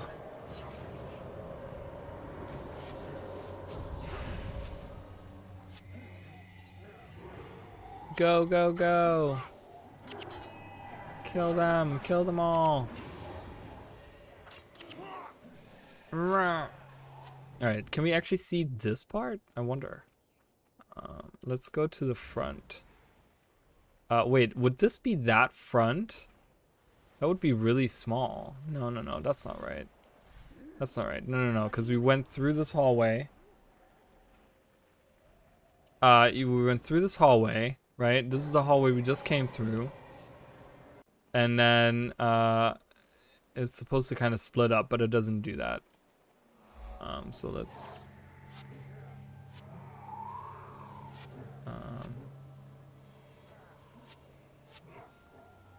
yeah, it's a little bit different the way that this works, because now we're actually walking outside. So we have to go upstairs twice. And then we come to like a part where they actually have like bridges and stuff. Like, look at this. There's actually like bridges here. And there's the water right here. So this is the same water that flows through right here. That's that same little water there. And then there's a bridge right here, which I wonder if they have any remnants left of the bridge somewhere. No, not really. And there's nothing to the left either. There's no like building to the left, because they have that little thing there, and I'm like, I don't know where that's supposed to be.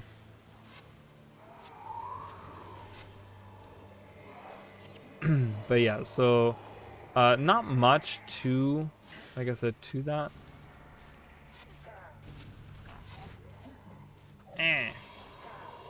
Oh my god, everyone's like just attacking me. It'd be nice if there was a way to like clear these instances. And just like, you know, I mean, I would have to do a ton of preparation, like vanquishing every area. Of like God knows how many accounts open.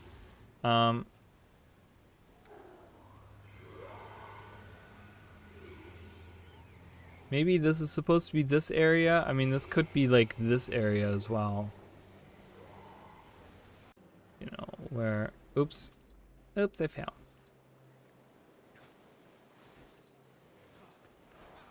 Cause like I don't know, it's a little bit different because there's like this open path here and then there's a side door. Which that's not really a thing you can do.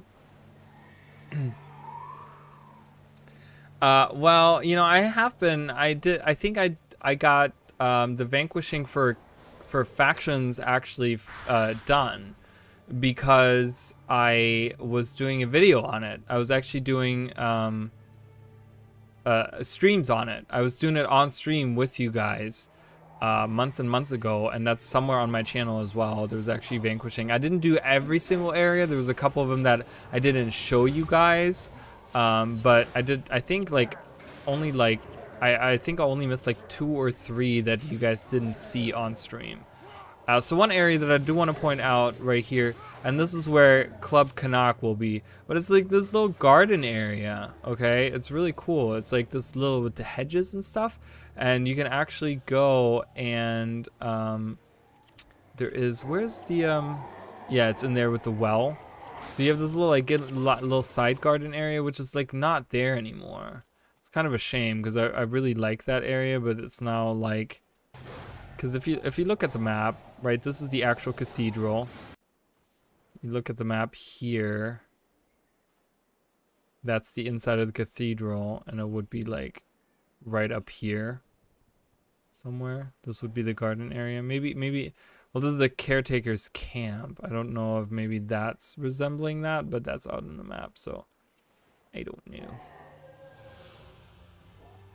But yeah, so there's a little garden and, you know. But like I said, I think it's changed a lot. I don't think there's a lot to see there.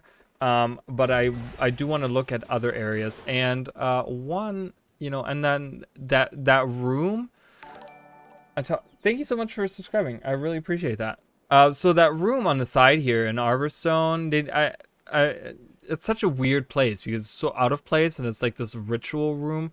I didn't do anything with it. I was really hoping they would do something with it, but it should be somewhere around here. And I don't think I see it anywhere here. So kind of a shame they never did anything with that. Let's go to Ultram Ruins again. And we can go to the, well, they have Ultram Mines here. But specifically, I want to go to the House to Helser, which is, that's something they kind of like copied right over, and that was really cool. So, I don't know why I didn't go immediately into the House to Helser. So that's the next part here, guys. Did you see the tourists from Tyria? Yes, it's so strange having them here. And we're almost in the exact same spot in both games. How big they are. I can't stop staring at the plant lady. Am I looking at the right area? I am. So this is it, guys. We can kind of scroll out. This is literally it. We're standing in the same spot. 250 years.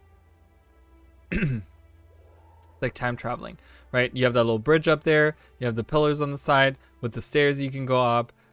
You know, bridge, and then you have a gate. The gate is non-existent. Thank you for following. I really appreciate that. Thank you guys so much. You guys are awesome. I love you guys. And there's no gate there this time around. They have a gate here, which is blocked off. But yeah. So, and you can kind of look around. They have this like really cool like, it looks like an altar thingy back there. I don't know what that is supposed to be. That's really cool though. And they kind of not exactly the same, but you know they keep that as a mastery, which is kind of cool. So that's like the head there. I can't go in there because I'm not part of. This is like a guild area. Like whoever owns this guild right here, Gods of Mortals, they can go in there. I'm not allowed to go in there if I'm not part of that guild. So that's that. But yeah, and you can kind of come around this side. Which we can do if we go up to where that bridge area is, which is like right here. This is where I'm standing right now. This is the doorway, right? Because you have that little bridge right there, and you have that behind us as well right here, where we have the tourist. It's a little bit of a different bridge. They didn't like 100% copy that, but that's okay. You know, you can't always do it perfectly, but yeah, and you can kind of come out here, and this is where all the merchants are pretty much, and the henchmen. I talked about this too when we were doing the End of Dragons playthrough. I was talking about that. I was like, remember guys? Remember when you come out here and there's all the merchants down there and stuff? Yeah, so you come out here, you have the storage over here on the left. Obviously, you have this nice mosquito and this plant, and you can go further around, and you can come down here. There's that same pillar right here that's standing right in front of you.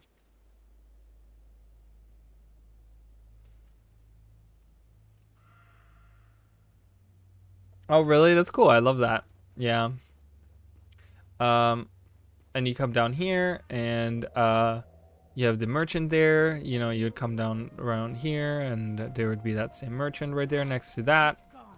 And you come down here, and yeah, and then this is where you would then leave. So that's pretty much that. I don't know if there's any other particular areas that I would say that in this little area that remind me now of stuff. But yeah, I do want to go in Ferndale. So and this is like a pretty great the way they did it. Oh god, speakers, really? Why must you be here? Okay, so we walk down these stairs, okay? Like imagine we're walking down these stairs. Because we're walking down these same stairs in Guild Wars 1. Yay, they look a little bit more dangerous. Like I would be scared. There's no railing and it's all broken. I'm like, guess who's gonna fall? Me. Alright, and we end up in Ferndale. I don't know. Okay, we're here. So we go down these stairs. We have the speaker over here, this warden attacking me. And we come down and we kind of look up the same areas, okay? Again, we're a little bit elevated, but so if you look right here, there's the shrine right here. This would be where I'm looking right now. The shrine would be like right here. Like at the bottom of the stairs, there's water right there, which is the same here. There's water there, and you can go up to the left there. Like here, you can go up to the left where that white tiger is. You can go past there, go around, and or you can go up this way, and this way I'm gonna travel. We're gonna travel this way. There's this little bridge right here. There's a boss, a dredge boss actually. Oh, we're getting attacked. Whoopsie. Okay, while they're doing that, while they're taking care of this, we're gonna kind of do the same move. So we go up this hill, right? This is where we're going in Guild Wars 1 right now. We're fighting like right here right now. Okay, this is where we're fighting. They're coming up from down below, and we're trying to make our way to where that speaker is standing, where this little bridge is. That's where we're trying to go. We're gonna do that right now. And we have more mantises coming up. Also weird that we didn't get any mantises or mantids or anything like that in Guild Wars 2. There's that dredge boss I was talking about, Tarnin the bully. He's a bully. No one likes a bully, you know? It's not cool. But yeah, so these many different vines were actually like one bridge, one stony root bridge, and it goes across. Oh, that's weird. I've never noticed these bushes on this side. That looks interesting. Weird. Yeah, but it's very green, right? For a stone forest that like only recently has come back to life. I mean, there's a lot of green going on here. Look at these giant mushrooms. Awesome. It's very like, this is very like Morrowind, right? This is a lot like Vardenfell. Like, yeah, it looks like that. With the big mushrooms. The big mushrooms. Alright, let's fight the dredge. So yeah, we just crossed this bridge right here and we go inside of this area. Why must there be enemies everywhere? I'm gonna go on top here. I'm gonna be hanging out on this purge here. Obviously it's not something you can do in Guild Wars 1, but so be it. Okay. Can we kill these guys already? My god. No, get the healers first. What am I doing? Get the healers. Get them out of here. Get them out of here. Yeah, there you go. Alright, we kind of walk through here. And I want to go to a specific locale right now. What time is it? Oh, it's already 11:20. And we want to go to the right. And we look at... Oh, wow. That popped out of nowhere. Did you see that pop in? Look at it. It's beautiful. It's the Temple of the Dredge. So let's go hang out there. There's Oni. Look, these are Oni. They're really gross looking tentacle mouth motherfuckers. It's so loud too. Jesus Christ. Okay, and then we kind of do the same thing here. Ooh, what just happened? Did my game just crash? Oh, guys, my Guild Wars 1 game just crashed. So sad. So you get the same look here of as we wait for my game to...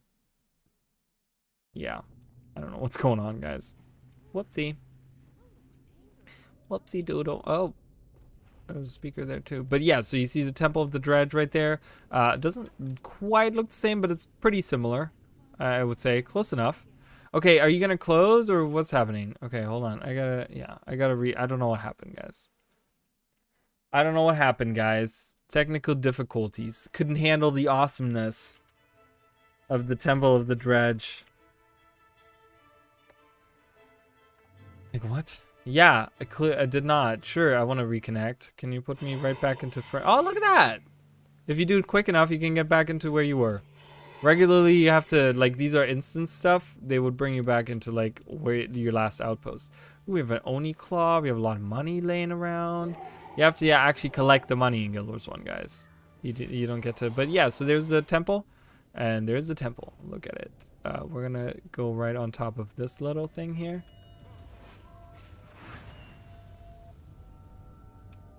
Hello? God damn it. What is this portal? Why is there a portal? Whoa.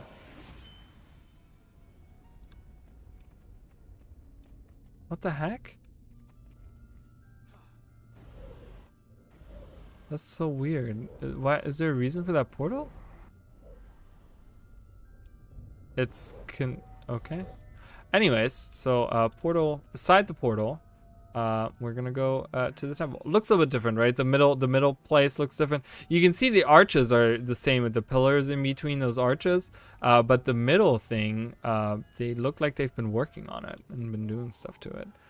But yeah, we're currently perched on this little place in Guild Wars 2, I guess. And there is indeed this little house that I don't think in Guild Wars 1 we ever get to go inside of it. I think there's a couple of quests that lead you here to this house, to this cathedral. But in Guild Wars 2 you can actually get inside of it. If you do the little quest chain or whatever, or use the teleporter or something, you can get inside of it. And you can get these little fox babies. Okay. What's happening? That like bugged out on me too. We're getting attacked by wardens.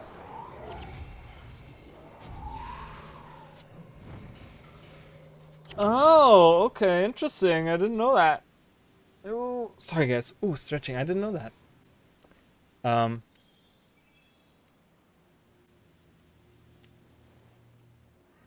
That's interesting.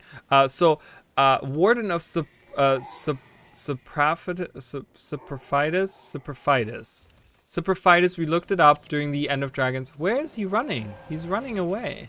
Why are you running? Why are you running? Like, dude, what the fuck? Is he getting his friends or what the fuck was that? I don't know what that was. Those are mushrooms. Saprophytus or whatever are mushrooms. Why do I say that? I don't remember. Wasn't there something named? Oh yeah. It's Saprophytus' Pond up here in Guild Wars 2. Which is weird, right? Let's kind of go to that pond. Where's this pond? Did we walk by it? I don't remember walking by a pond. Is this where the this is, yeah, so the pond is right where we crossed the bridge, where I was talking about where we came from. Oh, I went the wrong way. That's why I'm like really confused. Wait a minute. Why am I so confused right now? I was going the right way and I'm like, wait, I didn't come through here. No, I came through the left here. That's why I don't remember that gate, because I didn't even look to the side. There we go. Yeah, so this is the this is a Prophetess Pond or whatever, oh, however you say those mushrooms. But yeah, that's that pond, I guess. So that was the little pond area where we fought the guys. But yeah, there's a warden of the Prophetess that apparently we just killed because he's dead. Oh, there he is. He's dead on the ground. So yeah, there was a warden boss named after that, and they named a pond after those mushroom thingies. Forever Tree. Don't necessarily. Some stuff is new. Like this didn't exist, I don't think. There's nothing like that. The memorial, that's all new. None of that existed up here anywhere.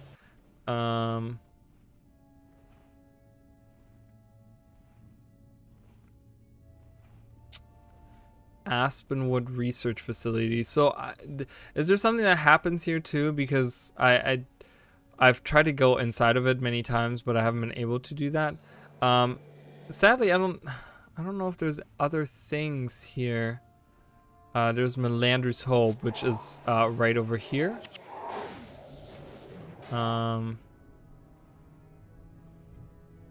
Ferndale. Yeah, so look at this. Look at this for a minute. Melandru's Hope, Ferndale. You go here and you have Ferndale, Melandru's Hope. So it's not quite aligning perfectly. That's an event, okay. Yeah, it's Fort Aspenwood, so is it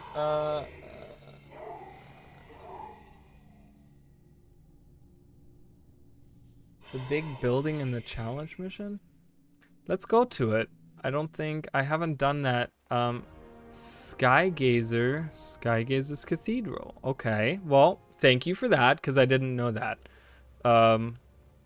Yes, guys, there's things that I don't know. I'm just kidding. I would never think that I know everything. That is really pretentious and stupid to think that. There's never any way that I could know everything about Guild Wars. I mean, I would love to know everything about Guild Wars. Be kind of scary to do that. So you're saying that that's the same big building right here, the Skygazer, this thing? Yes, we found them. They're in there. Okay. Okay, so we see it in Guild Wars 2 here. I didn't used to do the Ultramarine thing too many times. Are the bridges like something that we can see as well in Guild Wars 2? Or Guild Wars 1, I mean, let's kind of look through. So wait, is this the actual building right here?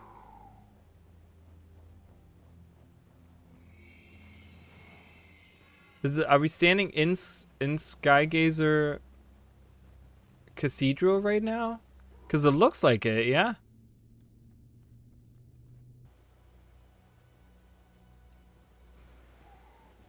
Yeah, and there's a bridge right there. Yeah. Yeah, okay. Yeah, and there's that bridge right there. So you stand inside of it, you come out, and there's that bridge right across. Look at that. They kept the bridge. It's a different looking bridge, obviously, but that's that same bridge right there that you're looking at. So, and you can kind of walk around. I wonder if there's other things to see to the left. There's another bridge right there to the left. It's a different kind of bridge, but it's there. Awesome. Hey, that's so cool. I love that. Are you kidding me?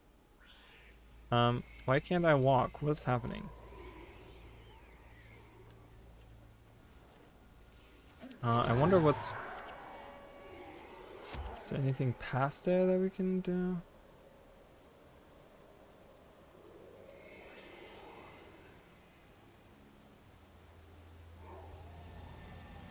Yeah, it's crazy, right? That you can, like... Okay, we have a little... like, almost like a circle of stone past here. That's not quite the same because there's a waterfall here.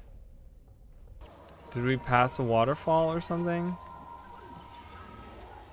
No, I don't think so. Then there's... This is the first bridge, and that's the Skygazer Cathedral. There's stairs to the right. Yeah, there are. Look at those. There's the stairs right there. These stairs right there. Boom. Found them. Awesome. And you have a pathway to the side, which is also true. Leads up to a archway like that. Look at that. Leads up to the same archways. There's 3 of them. Or 4 of them, maybe. I see 4 in Guild Wars 2. Well, there's 3 in the beginning right here, and then the top one is broken in Guild Wars 2. Look at that. And you can, like, one for one find... Look at that. Wow. That's so cool. I love that. I'm in love with that. Yeah, it is really on point. I never... Like I said, I've only done the challenge mission a few times. And yes, you come here during Winds of Change. You are correct. But again, that's only something I've done only a few times. And you kind of come into here. with like the rocky pathway. Oh, this is like inside of the tree. Some wallows hanging out, a laborer by himself.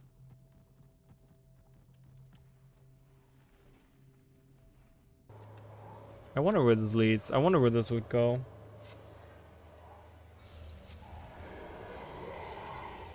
The graveyard? The graveyard is actually a thing in Guild Wars 1? Oh, look at that. We're inside. We're supposed to be inside. Oh, we're inside of this tree. This is where the wallows are. Oh, wow, that's so cool. And we get these mushrooms. Oh, I love that. Awesome. And you come out, and yeah, there they are. Those are the buildings that we were talking about. Wait, we didn't see those earlier. That's weird. Why didn't we? Why did I go the wrong way earlier? Oh, okay. This is it right here. This is the round circle of stuff that I was talking about. Okay. Oh, we killed the boss. We get 60 more seconds. Now, which graveyard are you talking about? The graveyard in this instance, or where's this graveyard? Because we have the graveyard. We have that here, right? We have the memorial stuff here. Is that in Guild Wars 1?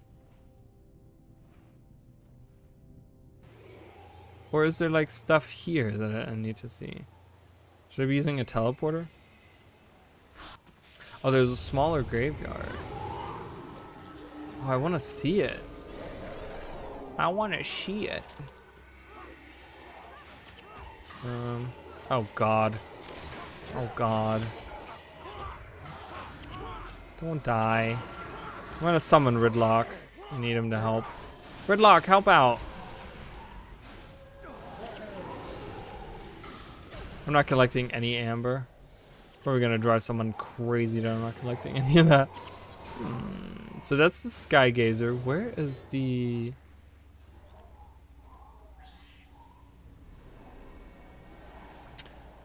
If you are in the cathedral to the right, so that's the cathedral and we go to the right up here.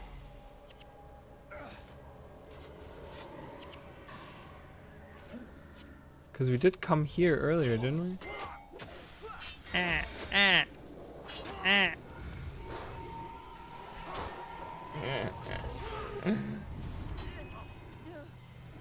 I would really appreciate it. You'd go into the Winds of Change quest and if you would bottleneck ministry guards up the stairs. Oh, okay. These stairs right here? Up here. Oh, this place. Look at this. This place right here? This is in Guild Wars 2? Oh, no way. Wait, where would it be? Up there. It would be up here. Oh yeah, right. I talked to him earlier. Sun Hee used to be a speaker. Oh my God, that's so cool. Look at that. Yeah, look at you guys recognizing all this cool shit. What? That's so cool. I didn't even know that that was the play. Oh God, I don't have any heroes in Guild Wars 2 that can like do my work for me.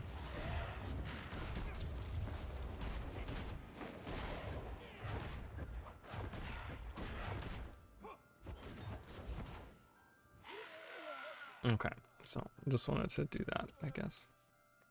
That's really awesome. Wow, that's great. I love that. Yeah, that's true. That's a statue of Grenth. Is that what that is in Guild Wars 1? You mean this thing right here?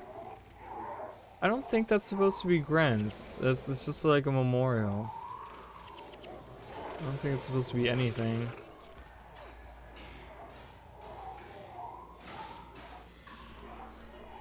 Oh no, that's okay. I was just like, does it look like Grenth? No, it's sadly not. That would be really cool if they made it a Grenth statue. Okay. That's cool. I don't think, is there anything else in this instance that's like recognizable? I think we've seen most of the stuff. We've seen all the bridges, that back area over there. We went around there. Did we get to see that? That would be like across from here? Somewhere? Wait a minute. The first bridge is... That's the first bridge. It's to the right up the hill. To the right up the hill. Right here. It would be right here, but there's nothing here. I think that's where that... I was looking for this little statue thing or whatever. I'm thinking that's where it would be. That makes the most sense, I think. Got a little bird's eye view here.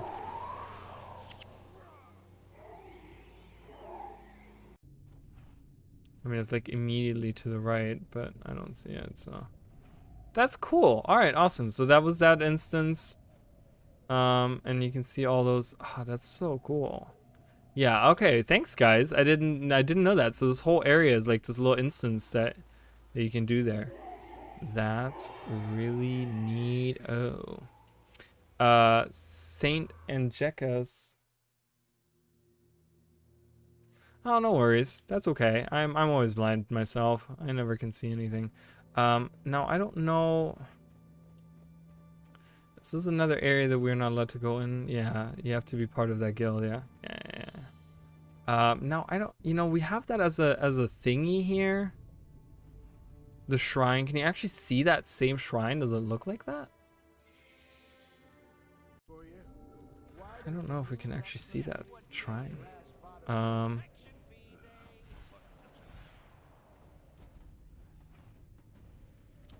So the Temple of the Dredge. I really like Echoval Wilds. I think it's a really nice map. I will say that.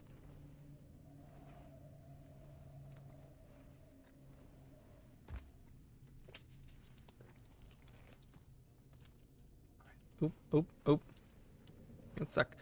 Phoenixes. Let's avoid those guys.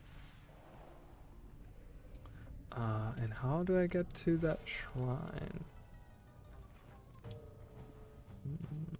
I went the wrong way. That's okay. That's okay. We'll fly around. Whee! So so what do you guys think is going to be the next map? Do you guys think it's going to be Raiju Palace or like Old Kaineng or whatever, like or is it going to be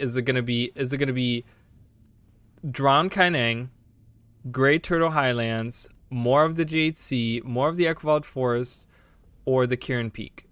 Like it's got to be one of these, right? It's definitely got to be one of these. That's going to be next. Like, are we going to get like Old Cavalon, Ruins of Cavalon or something? Like that could be a map, right? Oh yeah, hell yeah. Are you kidding me? This area right here, this was when Minister Woda's estate. Do you see how detailed this is on the world map? And they just gave it a name. They named it Kirin Peak. Hell yeah, we're definitely getting this area from bonus mission pack, and I don't have them. I'm gonna buy them just so we can play through that and we can make a comparison. Yeah, we're definitely gonna go there at some point. There is no reason for them to detail this, because even in the Guild Wars 1 map, you don't see that. You don't see that on the map. Like, they never unveiled that, and they never, you know, like, I know the mission packs came later or whatever, but they never made an effort, and there's no reason they didn't need to do that. They could have just made it mountains, right? They could have made it just look like this, more of that, but they actually went and made it look like it had that bridge in the middle, has the two big buildings and stuff. Like, there is definitely gonna be something we're gonna see there. Is it gonna be a lounge? Is it gonna be a new hub? Is it gonna be? I mean, we have Arborstone, so we don't really need a new hub. But you know, I don't know. But it's definitely gonna come into the game. We could also see Mount Jinkai. You know, there's a lot of things there. This, like, you know, I feel like that's gonna be a map. I feel like it's gonna be a cool map. Yeah, and the mission pack doesn't unveil it either, which they could have then gone and retroactively unveiled that, right? But they didn't even do that. But makes me think, like, they went and made it so detailed in Guild Wars 2 that, yeah, it's definitely gonna be there. Like, there's gonna be a map there. So maybe Kirin Peak is gonna be next. Who knows? Drowned Kaineng, Great total. I mean, I think it's these 3 are confirmed to be maps. I think 100%. There's no reason for them to go back and add those names if they're not actually going to do anything with them. So, and we hear a ton about stuff that's going on there, and yeah, I could totally see that becoming a thing. Yeah, that's a crazy detailing, right? When you like actually look at it, you can like almost see, like you can see all the structures, and this is like in Guild Wars 1, you can see those structures as well. Those are the same structures. You know, I think there was a plaza out here or something, and then there's that bridge that connected. I've only seen a playthrough of it. I've never played it myself, the bonus mission pack. But yeah, that's definitely, we're definitely gonna see Minister Wono's estate, whatever they make it. I was thinking that maybe, ironically, that some of the Tengu that were fleeing, like a lot of the Tengu fled north, but and then some of them actually went to the islands. We actually hear about these islands as well in Guild Wars. We don't get to see any of it. The area was where was it? Down here. It's right there. But we actually when you talk to the Tengu.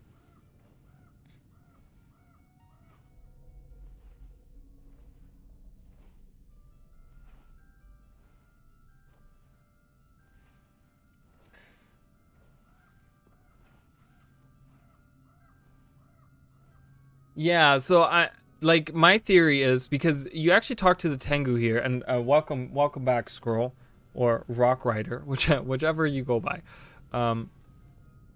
These Tengu, they talk about how their people actually settled on these islands to the west, and they're now coming out there to find out where their Sensali, which were the and again, you can go back and watch that stream from last week. We defeated a bunch of them in Jaya Bluffs, and that's where they're from. They lived in the Jaya Bluffs or whatever, and they had their little outpost over here in the same corner where that camp is now. But actually, in Guild Wars 2, they talk about how those Sensali fled to these islands out here. And I guess they were saved from the ministry out there because they were far enough away from, from everything else, like, Cantha or whatever, that they were left alone out there. But yeah, it would be really cool if some of them fled south into the mountains, and kind of took over the Minister Wona's estate, who was, who's someone that murdered a bunch of Tengu. It would be really crazy. I love that. It would be cool irony, and it would be a cool place to, again, show some Tengu. I think Tengu are really cool. So I want to get inside of the shrine. There we go.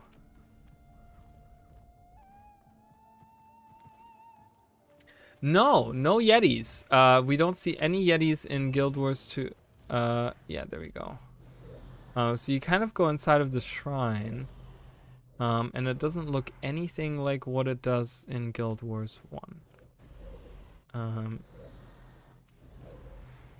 You have this, like, with the grotto fish out here, and you have that, like, big cathedral thingy. Is this that? Are they trying to depict that right there? Like, I don't know, they might be. That might be, like, what they're trying to do. With that align, though, with... It would. I mean, this would kind of align, right? Because, like, the Temple of the Dredge, you can't really see it, but it's, like, right there where I'm circling. Okay, and then, like, that's where the shrine is. Now, in Guild Wars 2, right here, and then down here is the thing. So, and that's just the mark, right? So,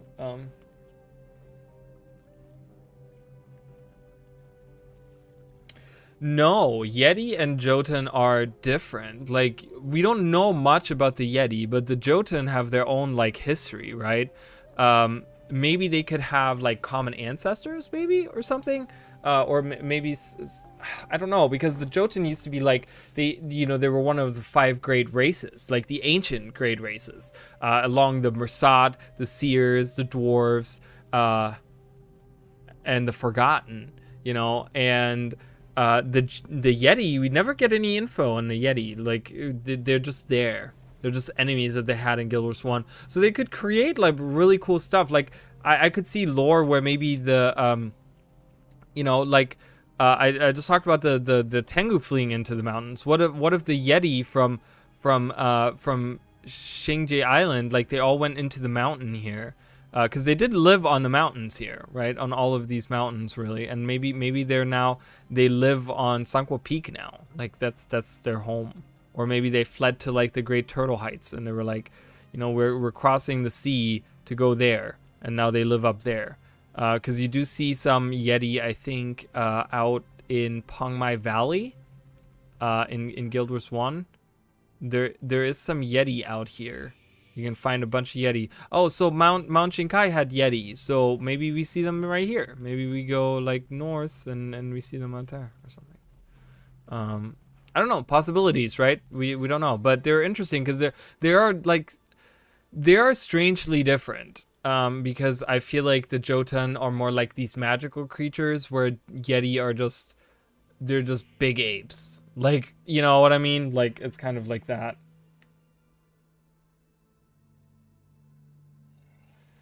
Well, that's kind of their story, right? The Jotun they used to be like one of the like most magically advanced races or whatever. Like I said, like one of the ancient elder races, and then something happened where they like infighting between, because we do get the story. There's like, you can play through some of the story if you go for that one weapon in Guild Wars 2. There's a weapon collection in Guild Wars 2 you can do. I think it's a weapon collection, right? That you can do where you can get the story of the Jotun. Was it the weapon collection, or there was some kind of collection or something you can do, and you get the story of how the Jotun fought each other, and that's kind of how they destroyed themselves, by like stupid infighting over like whatever, right? Stupid shit, which is all too common even nowadays, right? So. So we have that. It doesn't go any further south. Now, the interesting part is that the forever trees, which are right here, there's only one in Guild Wars 2, and it's not even as south. Because if you were to look on the map, like this would be like, the Eternal Grove would be like down here somewhere. And it's not there. We're in the Vassberg Armory. That's actually a location you can visit in Guild Wars 2, isn't it? Wait a minute. The Vassberg Armory, Ancient Archives, Teleri Village, Ariana's Purge, Secret Cavern, Vassberg Armory.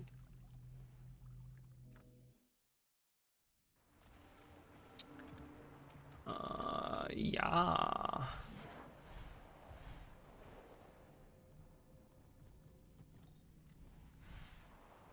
Let's see if we can get actually in there.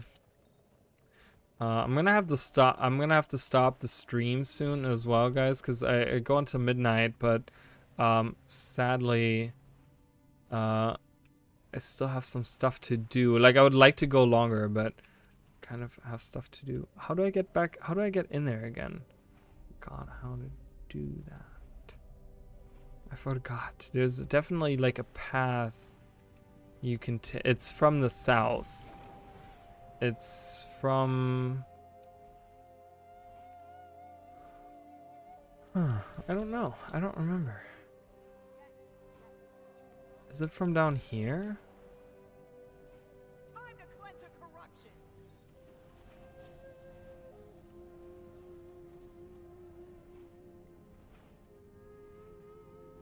Of a clenched fist?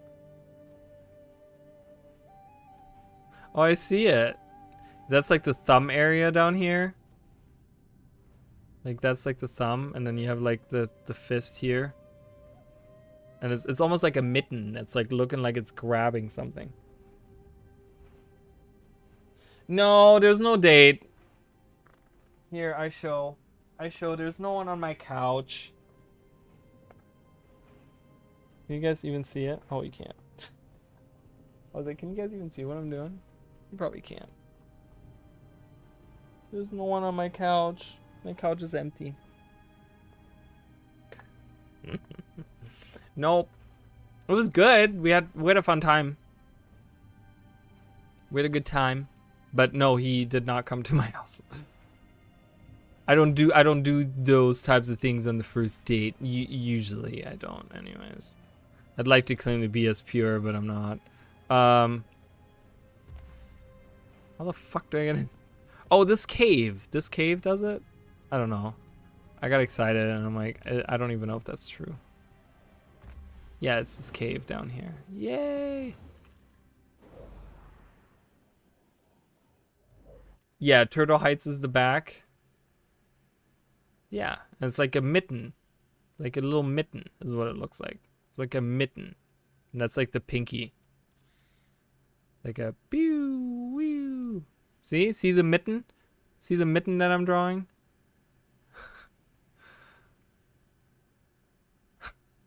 Whatever. I don't even know why I'm so persistent as fucking mitten. Alright.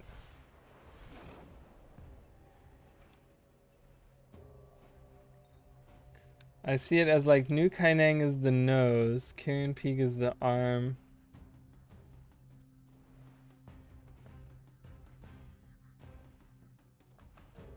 But a fist doesn't have a nose and hands and arms. So what are you talking? I don't understand what you mean. You just said clenched fist. Am I not looking at this right?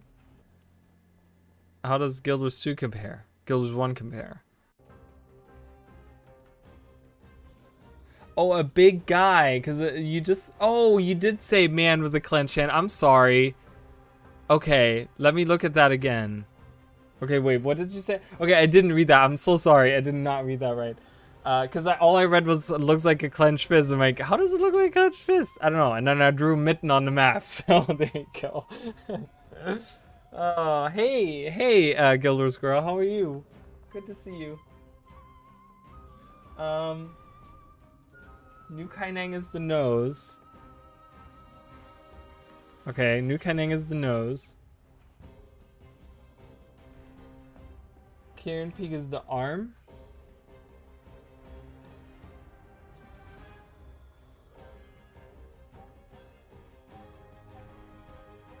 To the left is the fist.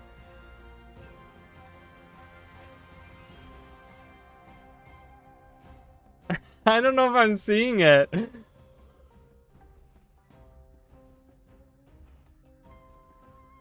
Do you mean like this being the mouth?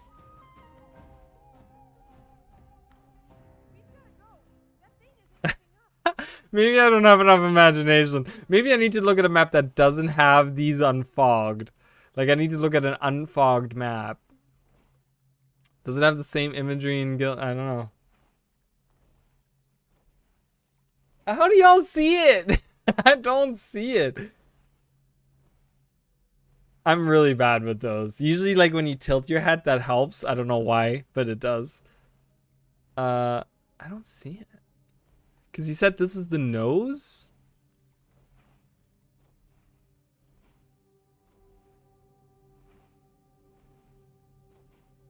What's the mouth? Is this not the mouth? I feel like that would be the mouth. he's like hunched over gaming.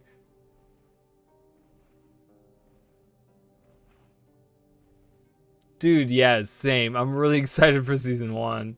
I know some people are like, no, we want new content. We have more than enough new content. Do you know what I see? This. Do you see that? That's a face right there. There's a nose there. It's a skull. Do you see it? I just literally looked over and I see a skull. There's the eyes, the nose. There. It's a skull. You're welcome. Boom. That's the most recognizable thing. He just doesn't have... Okay. I don't know. I don't see it. I'm an idiot. So it's fine. He doesn't have a mouth. He just has a nose. But what's his head? He just has a nose. Like, how do you know it's a person if it's just a nose? Where's the eyes? Is there an eye here? Is it hair coming out? Is that what that is? And that's his eye. And that's his nose. And then that's his mouth. I think that's his mouth. Like, that looks to me like a mouth. Right? If I'm drawing this, you guys see what I'm talking about, right? Do you see the person that I'm seeing? That's who I'm seeing. I'm seeing the guy with a big nose, mouth down here, eyeball right here, and hair. And he's like, oh, that's what he looks like to me. Is that it? Am I getting that right then? And then he has a little clenched fist. I don't know. It looks more like a cut off arm. He's just like, oh, my hand is cut off. That's what he looks like. I don't know why we're doing this. Armory. We were working on that. Let me go to the actual armory. Okay, so I guess I do see it. You know, it was like, oh, he doesn't really have a mouth. I'm like, he has a mouth. It's really small, but it's there. It's right there. He's like a little, oh, with the nose and the eye and the hair. Looks like a little cartoon. Looks like a little cartoon character. And he has a, look, his cheekbone is coming out. It's a little mountain. There, and maybe he's eating something. Maybe he's taken his hand and he's shoveling this rock inside of his giant mouth.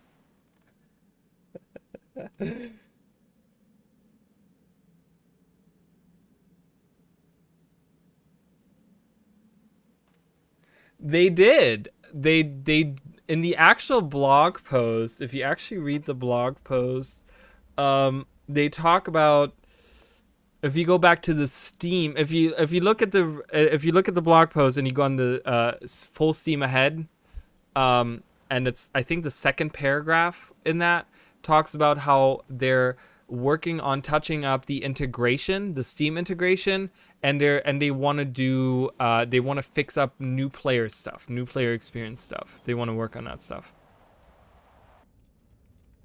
I can't enter the armory on my own. So this is Lucas. Yes. Let's meet Lucas in Guild Wars 1, guys. Lucas is a character you can meet in Guild Wars 1. Before we do the armory thing.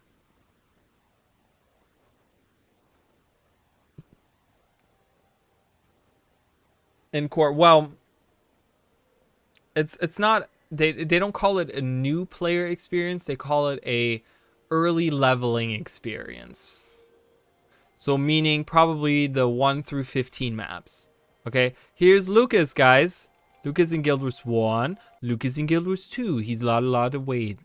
He looks very skinny in Guild Wars 2. He looks thick in Guild Wars 1. In Guild Wars 2, not so much. They should have made him more muscular. No, Lucas, don't leave. I wasn't done looking at you, pretty face.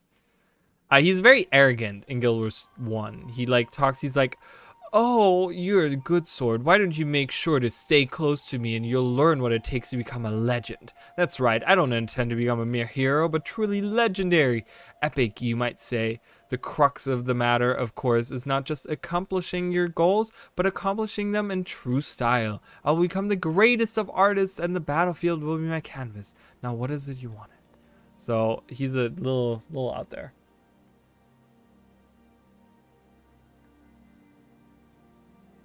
Why would we shame you for loving Bram?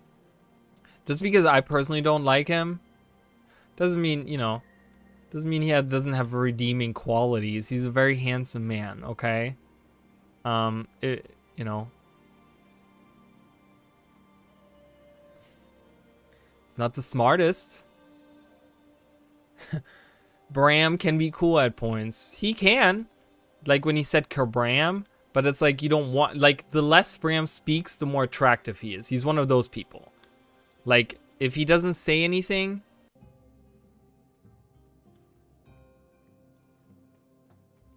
Alright, I really need, okay, there's Lucas. Are you the one that let the emptiness in? Beep, beep, beep, beep, beep. Oh my god. Kill him! Alright, guys. Like, alright. Can I go in here now? I can't enter the armory on my own. But you. Yes, you can. What? Well, you know, I don't know. Family heirloom. It will aid the Vassberg family. We won't shame you here. Please don't shame anyone, guys. You know, whatever. Whatever your interests are. I can activate we're all crazy somewhere. Like not crazy, but we're all like we all have like our own things, right? We have all our own kinks and things and stuff. All right, we're in the armory. I do want to see if what was I looking at? Oh, armory. I was like, me. Does this look any? My favorite character right now, Kunavang. Wait, what?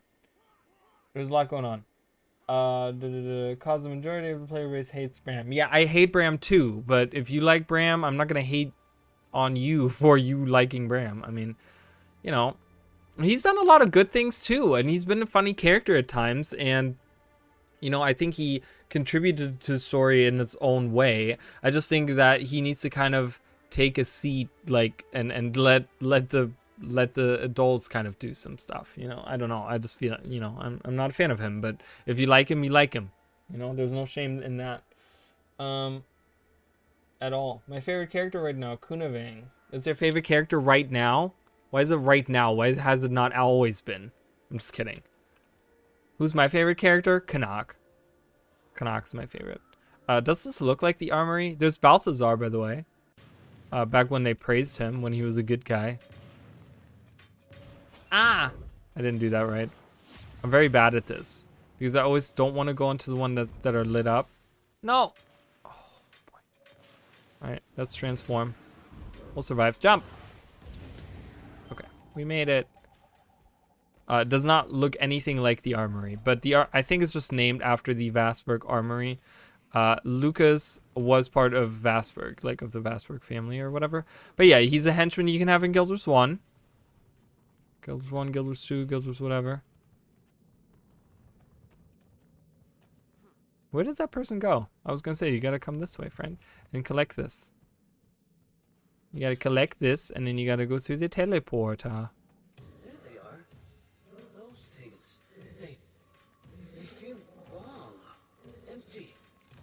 Empty. Yeah, so this looks nothing like it. I'm gonna leave here. I don't want to do this. Logan, Bram, Traherne, Rama, Smolder, Farron, and Canuck. Really? Smolder? That's an interesting choice. I will say that. Smolder is kind of a dick. I guess some people like people that are dicks, I guess. I don't know. Again, no judgment. I don't, you know, whatever. Like, Rama is number one anyways for most people. Right now, you know? Oh, well, yes, Liam is great. I love him too. Okay, that totally, you know what? That totally makes sense. I agree. I didn't know that was the same voice actor. I didn't know that was him. Malice is pretty great. Who's Malice? I'm drawing a blank. Who's Malice?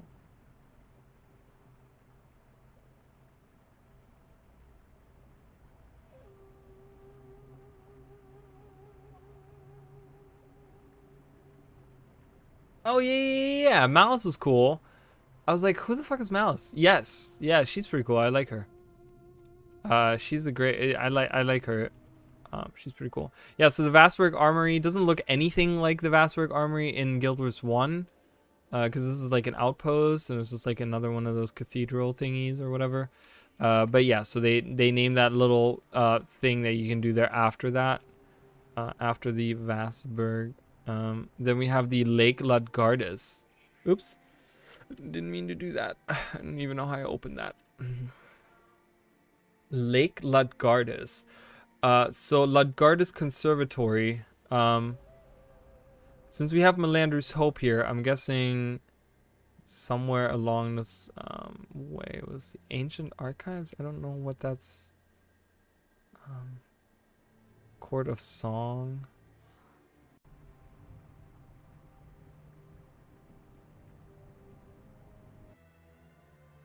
Yeah, it's a little skewed, guys, because Vassberg Armory is here. Okay? It's up here. Now look where the Temple of the Dredge is. It's right here. So right there, you would think that it's actually up here. would be where the armory is, but it's not. So it's a little bit, or like over here or something. So maybe they move location at some point. I don't know, but that's not something. Ludgardis Conservatory. We do have Lake Ludgardis. Cormier, you know, I liked her. Cormier, I don't know. I know people were like, oh, you know, Traherne is like a second Cormier or whatever, and I know that she kind of took the glory or whatever. But I don't know. I really I liked her. Like I don't know. There was just something about her that I was just like, yeah, man, Cormier. You know, she like her eyes got eaten by a demon, and she like you know, became blind, but she still tried to help us in some way and stuff. I don't know. I liked her. I don't know, some about her. I can't really put my finger on it, but there's just some about her that I liked. So this is not a lake, right, at all. Like I said, this is kind of where this stops with all the things you can do. But it would be this lake out here would be that lake. So maybe we can see some similarities. Let's venture. Let's venture out, friends. Let's venture out into the unknown. I'm gonna add my. This is my one that has speed boost. Because having speed boost is nice. Where do I go? Ferndale? No, other way. Melander's Hope.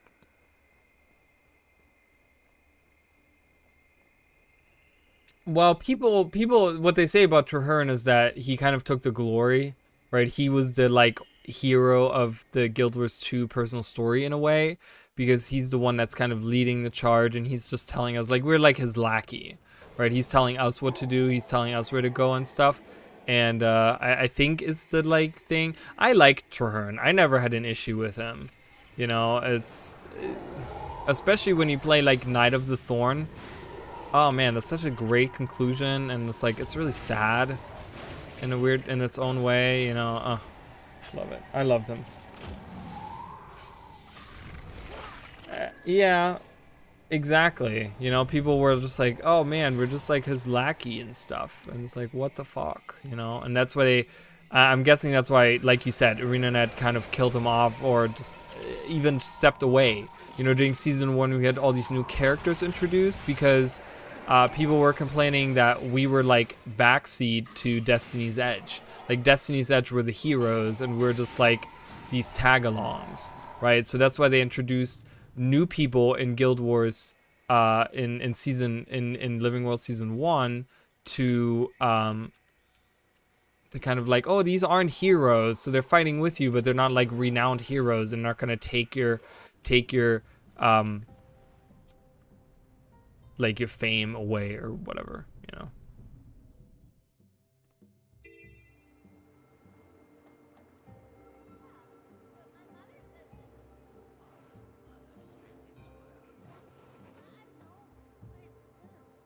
Oh, that's cool. I love that.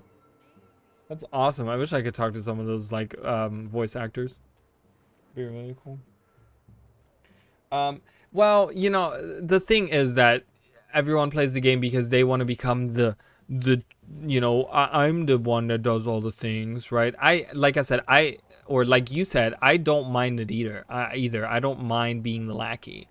You know, because who wants to, you know, be the guy in charge of all of this stuff? Like, that leaves you no freedom. That doesn't leave you anything to, you know, to do, really. You constantly have to like worry about everyone else and stuff. And I mean, yes, we do lead a guild, but it's a smaller guild in Guild Wars 2, right? It's only a few people that we have there.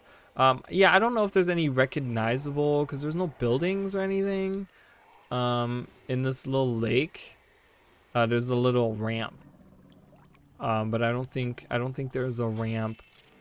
There's a ramp on the like northern side of the lake. I don't think there's a ramp, guys. So yeah, I don't think that's a ramp.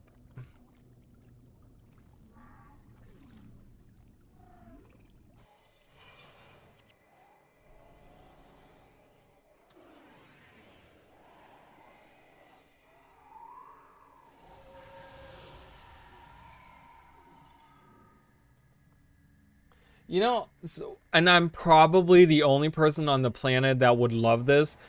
Speaking of like other games in the universe, what I would really love to have is like a real-time strategy, maybe close to like how Halo Wars is. Yeah, everyone's gonna burn me at the stake for that saying that, but I would love something like that. You know, where you can like be, you know, you can pick Char or certain characters, and you can build little buildings, and you can do whatever, right? And you war on other, you know, races or whatever, like on Elder Dragons or something like that. I don't know. That'd be really cool. I'm a fan of that type of stuff. So, um,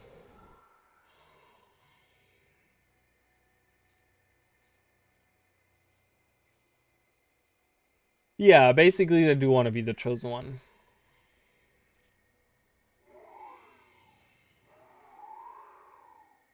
But yeah, that's what I would love. I would love like a real-time strategy thing or something close to that effect, anyways. Yeah, I don't know. Is there anything else, guys, that I can actually show off here? We can kind of see a forever tree. Do you guys want to see a forever tree? We can see a forever tree out here. Ooh, why is my character spinning? Did you see that? Oh, it's because my turtle was spinning. I was like, why did my character spin on the map? I was like, that was interesting.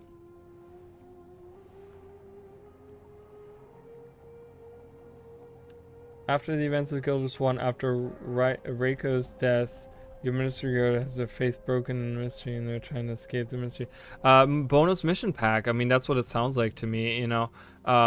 It'd be cool. Like, imagine they could make that a fractal, guys. I recently made a video on fractal ideas, and that's one that I didn't use, that I didn't think of, you know, quite frankly. But imagine that as a fractal. We could play as ministry guard in Guild Wars, you know, from the Guild Wars 1 era or right after that is defecting the ministry. We could even play the one guy that does defect from the ministry in Guild Wars 1. I forgot his name, but it's the guy that Zyri or Zyrin or whatever his name was. He actually joins you, right? He joins your party at the very end because he realizes how shitty the ministry is. So this is a forever tree in Guild Wars 2. With the beautiful petals. The petals are beautiful. How do I get out? I have to walk down there. It's really annoying. Zyri, I don't know how to say that, but yeah, that's the one. Yes.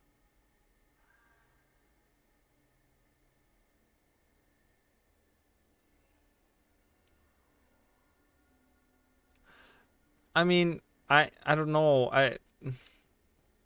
You know, you thank me, but I find it like so ridiculous that people would laugh at you for it. Like, you know what I mean? Like, yeah, you appreciate it because I don't know why someone would laugh at that. I think it's cool. Coming up with your own headcanon on what these characters do and like how you marry them, you know, like your characters marry them and stuff. I don't know. I'm a person that I can appreciate a good fan fiction. Not that I read them frequently or anything, but I haven't since my like teenage years, right? But oh, hi friends. Hey, so hi Skyla. Welcome. A little late to the party because I'm heading out soon. But yeah, you're here anyways. Welcome. Welcome. I'm looking for a forever tree. I'm going for the forever trees. There's 3 of them in Guild Wars 1. They look different, so we're going to look at them. We've looked at everything else in the Aquavald Forest, and we've talked about the Celestials, guys. 2 of my favorite things, Aquavald Forest and Celestials. And that's not an exaggeration, I mean that. Alright, let's summon Ridlock to our side. Look at him. Look at a goofball. Look at him. My headcanon is that, like, while he was in the mists, he was helping us in Guild Wars 1. That's my headcanon. You like my flappy mound? You like my purpley mound? He is pretty cool. He is pretty cool. I like him a lot. I'm looking at maybe getting another Skyscale skin. I would like to have something. But there they are. A forever tree in Guild Wars 1. There's 3 of them. How does it compare? Not at all. None whatsoever. I mean, unless like they only bloom in certain ways at certain times. They did not bloom in Guild Wars 1.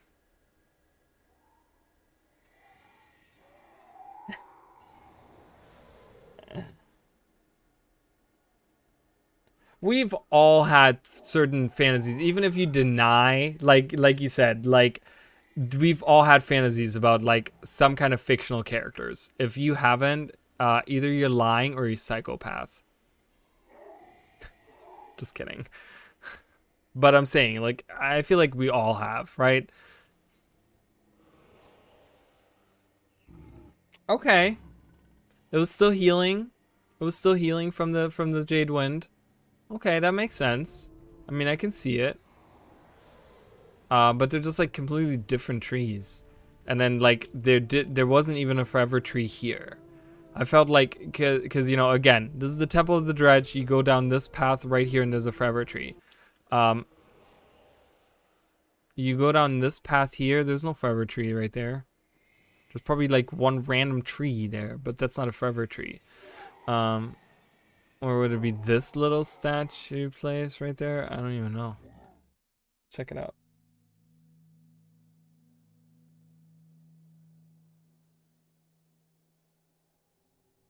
You see her head cannon? Oh, with the voice? How it was like because of her voice change? That's a good, you know, I feel like we all have like our own headcanons about certain things. I don't know, I like filling in the blanks on my own with like certain things. But yeah, that makes sense, you know, how her voice changed because of the corruption or something. And she's just been recovering. Okay, let's go this way.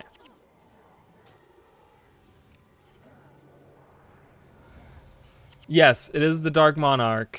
It is the Dark Monarch. It is right there. Dark Monarch.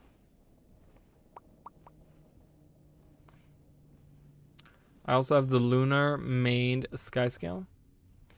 I have the Shimmerwing. Incarnate. Incarnate. And the regular Skyscale. I don't have a lot of them. I wish I had more. I really want...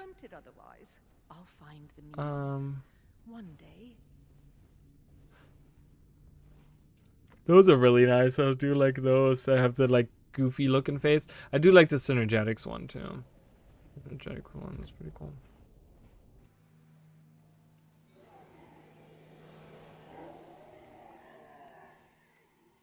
Actually, I want to, okay.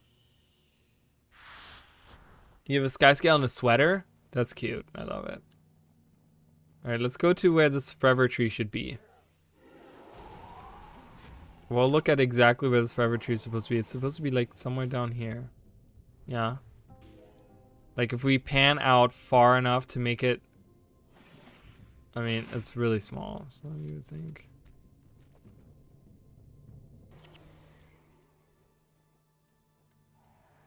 Oh, sorry guys, I'm getting tired. Wasn't there an afflicted frozen Jade Sea? Was there? I know there was the Jade Maw that was frozen in there. I know about the dolphins. I know about the fish. I know about the little shark guy. I don't know about an afflicted. And the affliction didn't happen until way after the Jade Wind happened. So...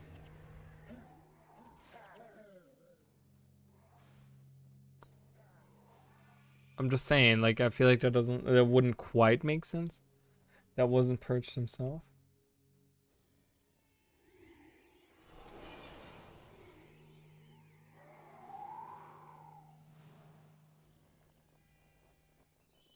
Well, oh, so right here, this is the mushroom thing. This is where the forever tree apparently is. I don't know, cause it's not that close, so it'd be like it would definitely be further down. So it'd be like down here somewhere. On the right? On the right, yeah. So it'd be like up on this, on this hill somewhere right here. That's where the forever tree would grow. I don't know, or somewhere around here, but it hasn't grown here in the game yet. So again, weird. Oh God, really? White tiger attacking me? Come on, dude. And it didn't bloom anymore. It's gone. Bye bye. It's unbloomed itself. Oh, sorry guys. Ooh.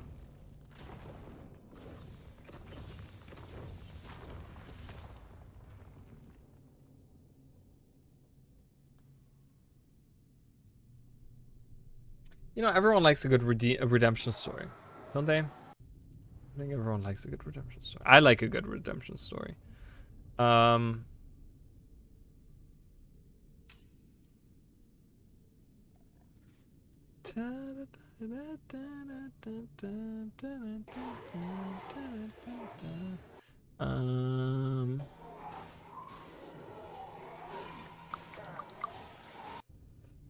Yeah, I don't know, guys. I think this is pretty much it, because I'm looking across the maps and I'm like, none of these really align with anything. Warden's Folly, Air's Oasis, Ultra Mines.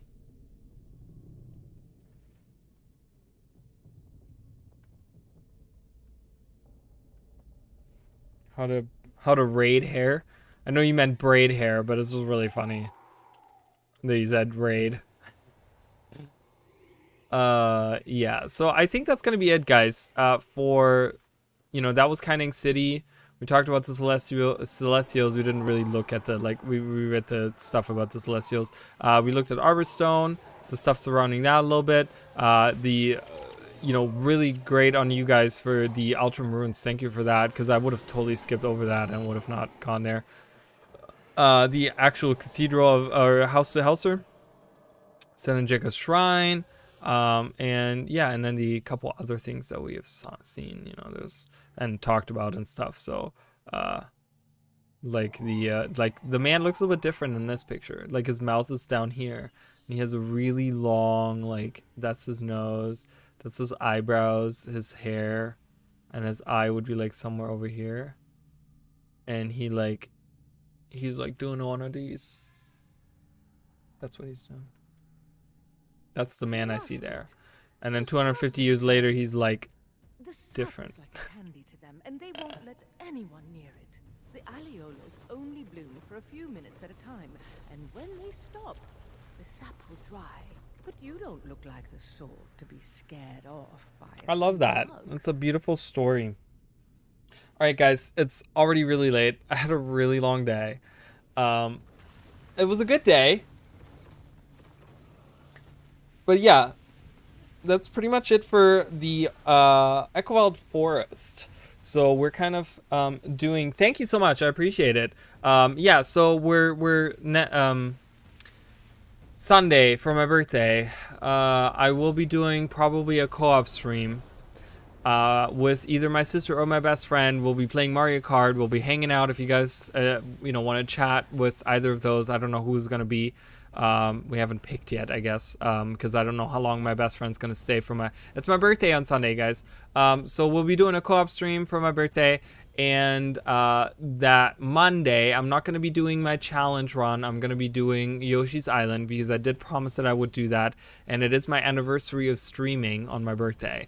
And my first game that I ever streamed was Yoshi's Island, so I want to do Yoshi's Island stream, and I want to do that on that Monday.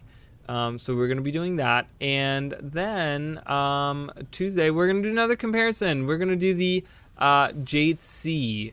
Not that much also in the Jade Sea. Silent Surf will be something that comes up. The Hatchery will be something that comes up. Harvest Temple, of course, is something that we're probably going to spend most of our time in. And Unwaking Waters, I'm not sure, because, you know, that area in the bottom, I don't know if that is connected to this at all, and you can only go in there if you've completed the meta, which is for me still impossible, so I don't know. We'll have to see, but yeah. Oh, and we'll do the archipelagos as well, actually. So, and then Cavalon is north of that, so No, there is Yoshi's Island is coming. I did promise it and it will happen. Just not on Sunday. It'll be on Monday. So, but yeah. And if you guys haven't checked out my channel, I did release a video today. I talk, you know, if you guys want to hear my opinion on everything that was talked about in the blog post, I made an hour-long video talking about that stuff. You guys can check that out. And other stuff is coming as well. I've been working on my Digimon video, and that's coming along really great. But there's a lot of stuff that I'm packing it full of like all these different things, because I go through it really fast. So I need a lot of like visual stuff to kind of keep people in check. So thank you guys so much again for watching and being so supportive. It's been really, really great lately. With all of you guys that have been supporting me and stuff. So thank you guys so much, and I will be back on Sunday. And Legend of Dragoon is going up. I'm probably going to do like 3 episodes this week or something. Not sure. We'll see. But that's also going up on the channel if you guys are interested. So thank you guys.